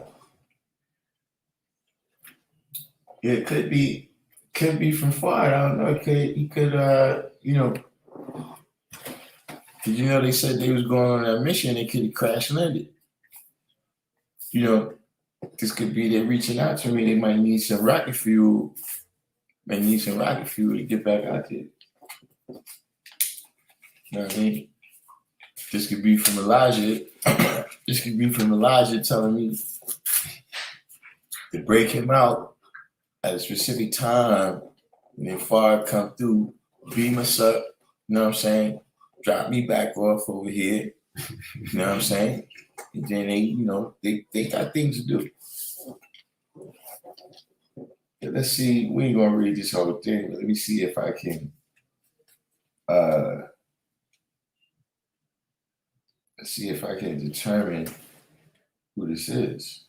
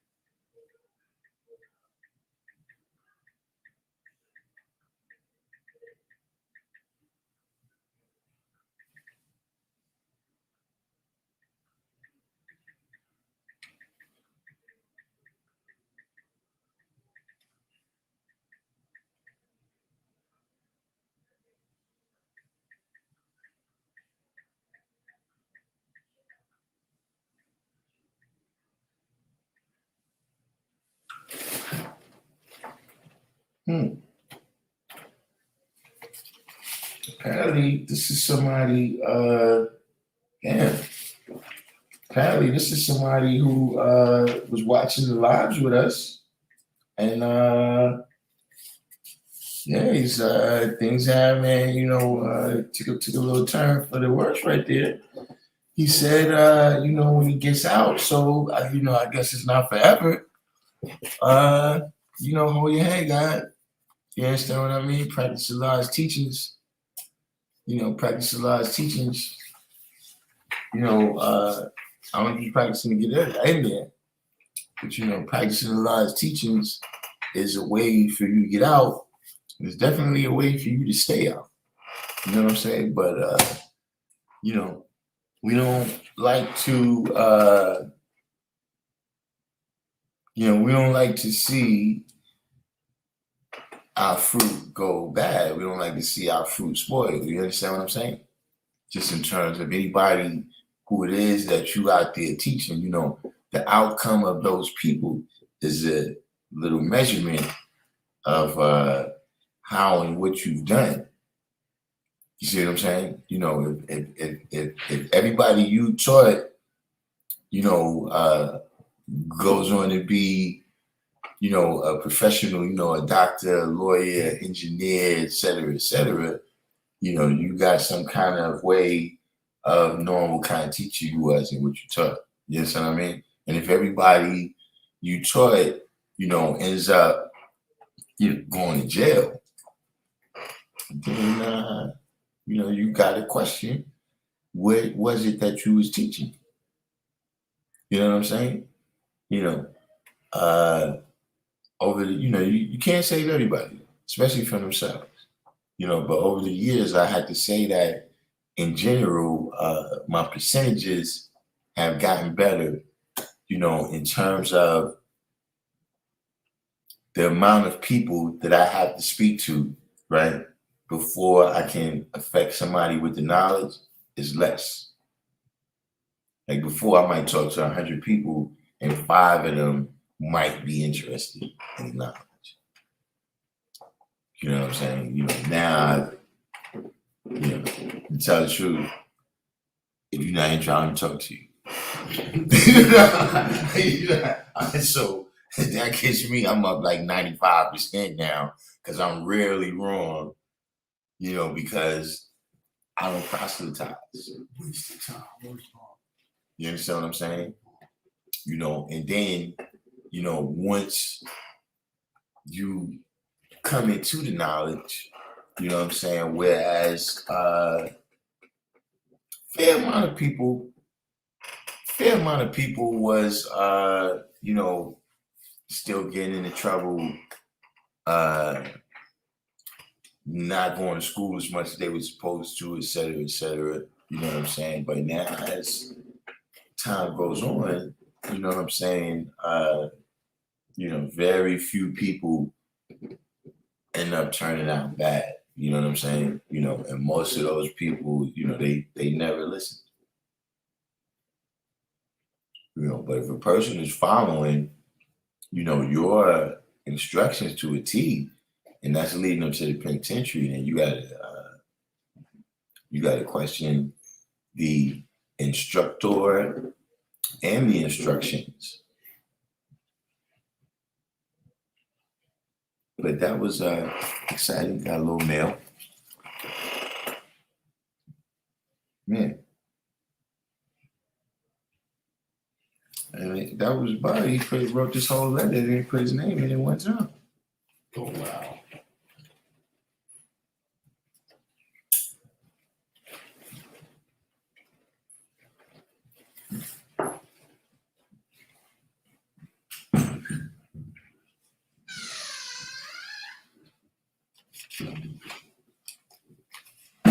I think I could maybe find out who it is.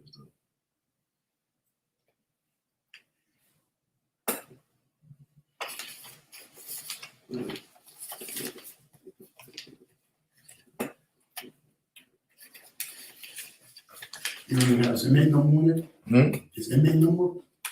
Yeah. Yeah, you gotta have that.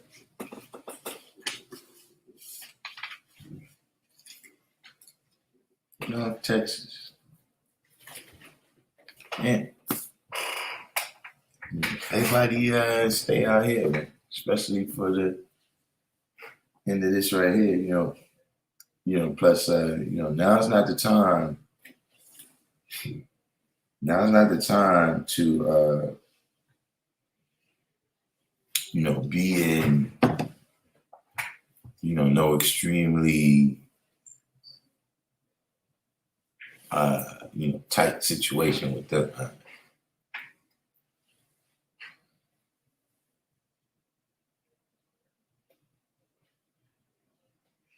Oh yeah, indeed, complete. But I could tell from the letter that this brother is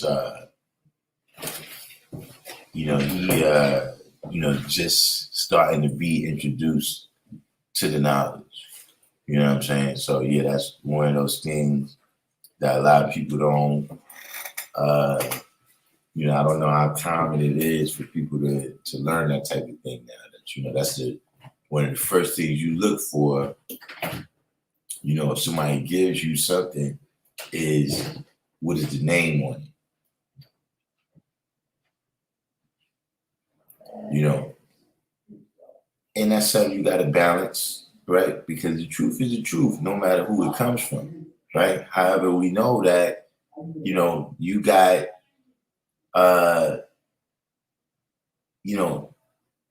mythologically, I'm saying, mythologically, you got, George Washington, who never told a lie, and then you got the boy that cried wolf.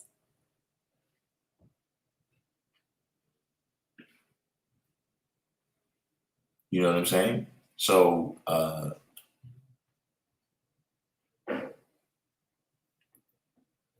kind of, your the word is not reputation. What is the word?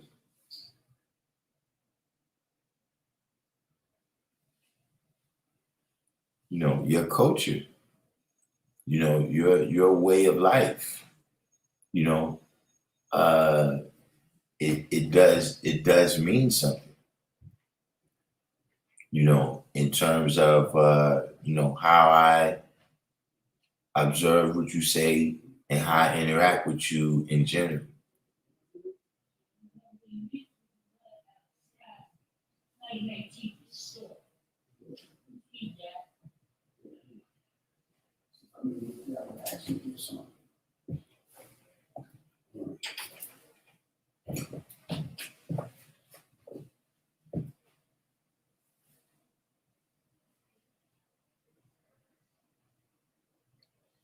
But we look like we reached a pretty good juncture right here. We go ahead and ask, does anybody have any questions before we wrap this up? I know that's actually dangerous. That's a dangerous question that I asked right there because the wordsmith is in here.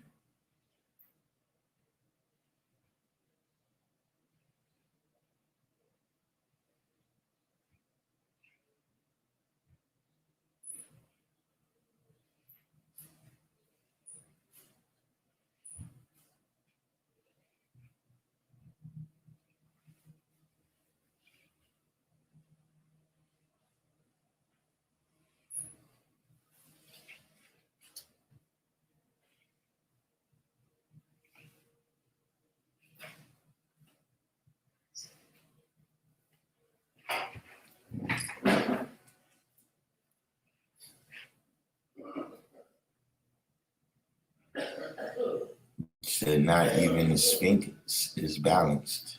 Wow. I've been talking. I'm out the loop. I'm not even gonna try to catch up to that.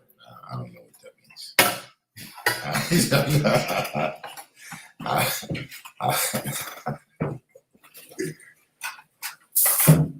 can't see that.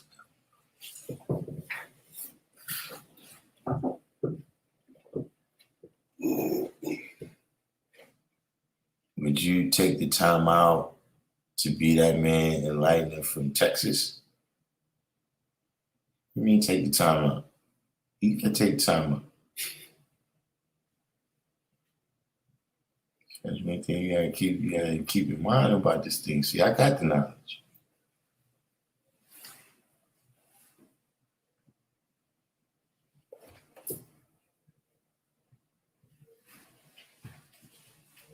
You ain't never hear Shaolin Temple. Shaolin Temple don't come to the peasant. I'm about to say, you gotta travel all the way down there and see what. No. Shaolin Temple don't come to the peasant. The peasant come to Shaolin Temple. Is it I'm getting old or something? But that question seems so bugged out to me. Would you take the time out? That's youth culture. That's what I'm telling you. That's where people think like that. You know what I'm saying? Oh. But see the what you call them? The abbot don't show up at a nigga house asking if you want to learn karate. I'm just trying not to have a bad attitude. You gotta go to the abbot. I don't see, look, I just do what I do. See what I'm saying? And then when people ask me, yeah, how you did that? Then I let them know. Science is supreme mathematics. I ain't gonna not for nobody to do it. They gotta come to you and ask. They gotta go through the labor. You left one. Was I talking to y'all the other day? I said, yeah, you gotta ask me. No, you gotta come and tell somebody. I'm dead. Yeah, gee, you gotta ask me, man. Yeah. Because you gotta remember. First thing I'm gonna tell you, that you can't. Please, just roll up on the motherfucker, tell him fast 3 days. Hey, look here, man. Fast 3 days, and then I'm gonna give you this. Nah. The nigga got to come. If you want to deal with this, all right, you got to fast 3 days. You fucked up the whole teacher-student dynamic. When you out there proselytizing and preaching, that's why it's preacher is a preacher, teacher is a teacher.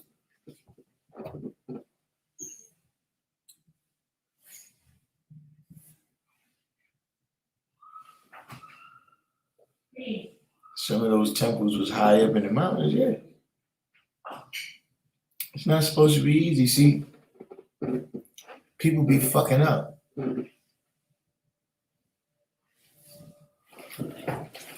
People be fucking up. And then when they fuck up, they always want to come to God. So that's why, you understand, you need the pearly gates. You need the pearly gates, like a gated community, security guard, keep these motherfuckers out. Because otherwise, they ain't gonna do nothing but ask for shit all day. They ain't gonna never do a motherfucking thing for themselves.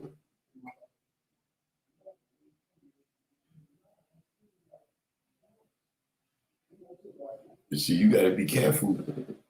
You gotta be careful with that method, because see, you build up those walls right? You build up those walls to a level, right, where now you become trapped by them. See, and now you hiding out. See, when your people is going through trouble, now you hiding out in heaven. You don't know what to do.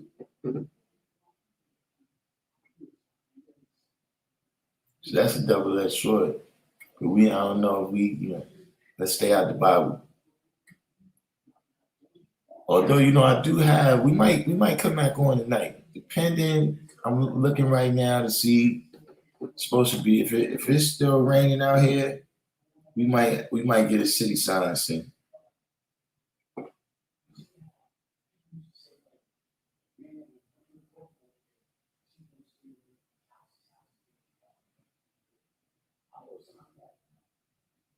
We might get a city silencing because there was some slang terminology. That I didn't quite understand, and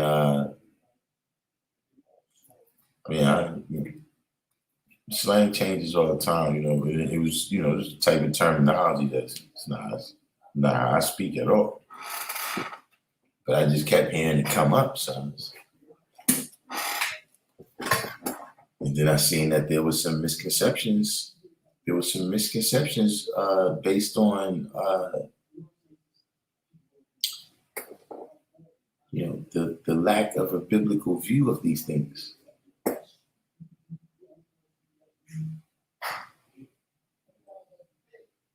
And the wordsmith is back, y'all. I don't know if y'all see that last comment. But you got any last questions there, wordsmith, before I sign out?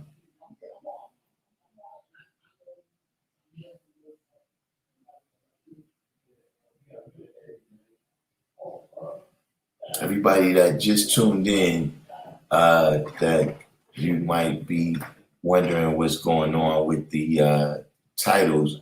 If you look in the description box to this video, you will see some news stories that I put the links to, where you can read up about how slavery is going on in America right now.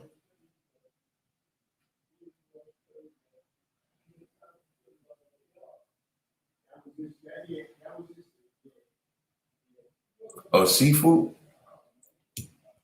Yeah, I knew seafood. I ain't seen him in a long time.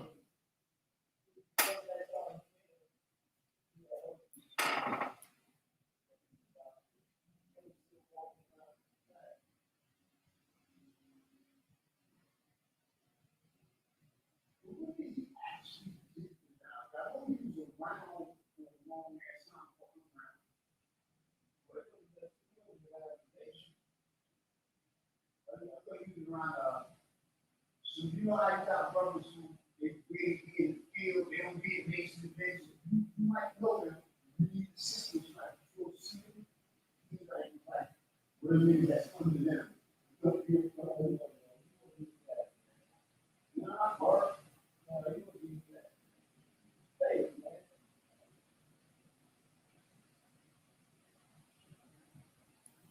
Well, I guess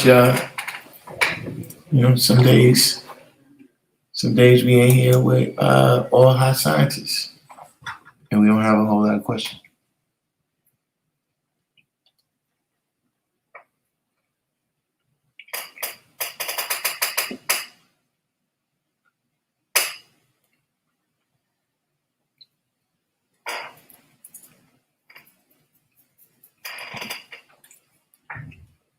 Kendall Rowland.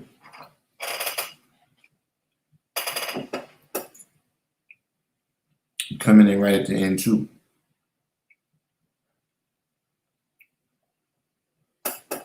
Uh-oh. All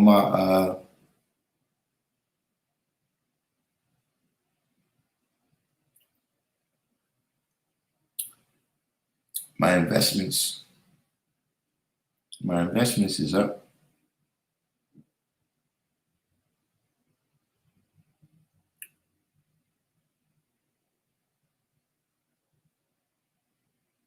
Got in right in the midst of that dip.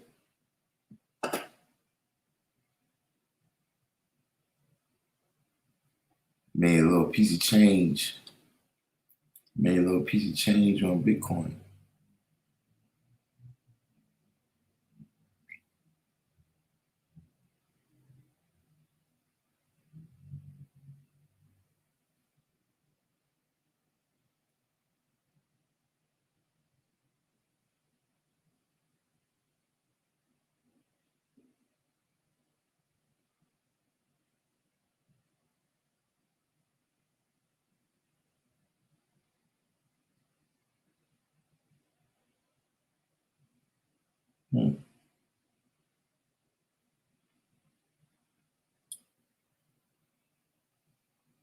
Right? Up on the lumens.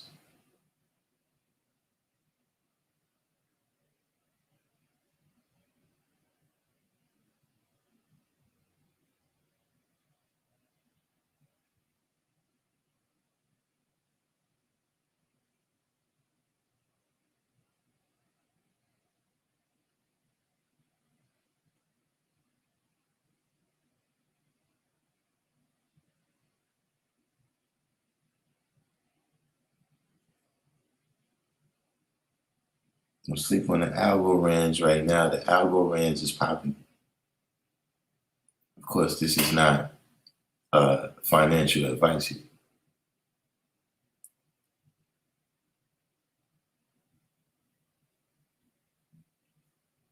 So I like the algo range. I like the algo range because you earn interest.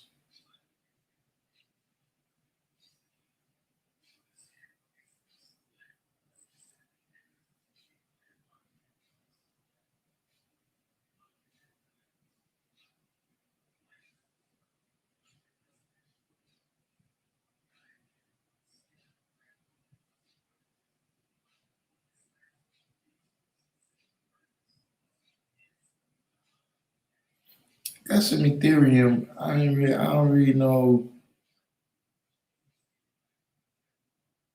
I just said fuck it.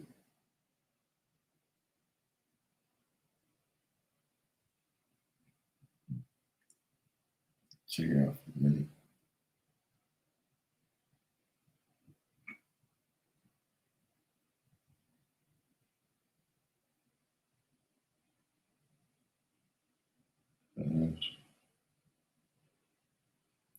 Check.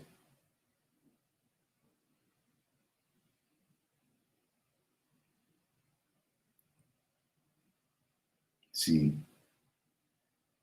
stocks actually had a decent day. The problem is that that dive the other day. That dive the other day.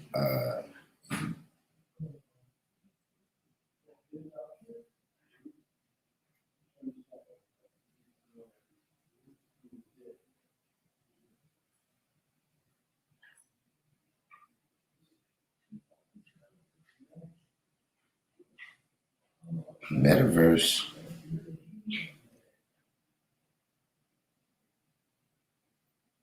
Metaverse seemed like Metaverse put some serious moves into it. See, once that Metaverse stuff came out, I put a lot of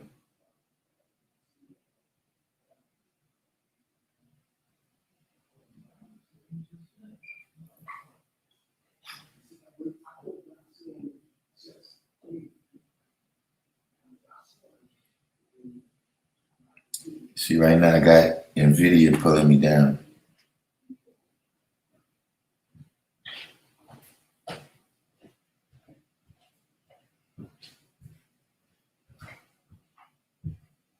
But yeah, I went once they started talking about Metaverse, then I got a whole bunch of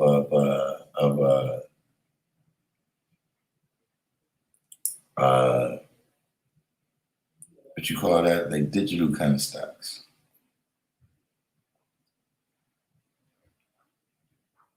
So I got some NVIDIA, and I got Meta, and I got Costco, just in case people buy up all the toilet paper again. See what happens.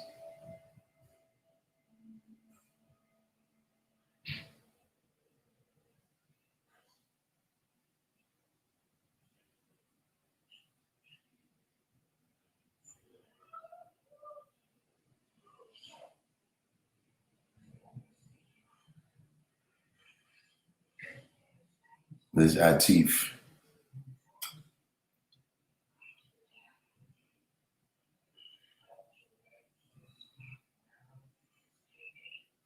I have some quantum scopes.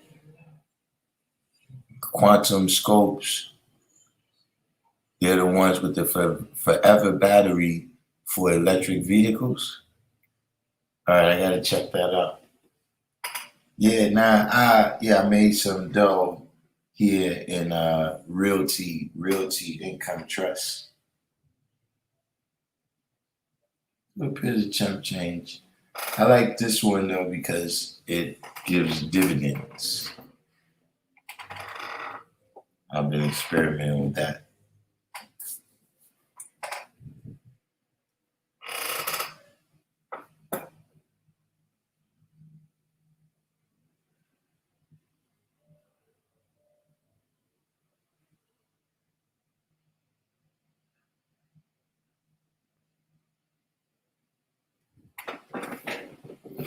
But yeah, little like I said, you can't take that. I'm not a financial expert or anything of that nature, but definitely, do some research for yourself. You know what I'm saying? I'm gonna check this one out right here, quantum scope. See what that's about. You know what I'm saying? Other than that, everybody that made it this far, do the each one teach one, hit the like button. Share this out on your other pages, your Twitter, Facebook, etc., etc. We're gonna sign off right now. In the meantime, in between time, and until tomorrow at 7 o'clock, we're gonna say peace.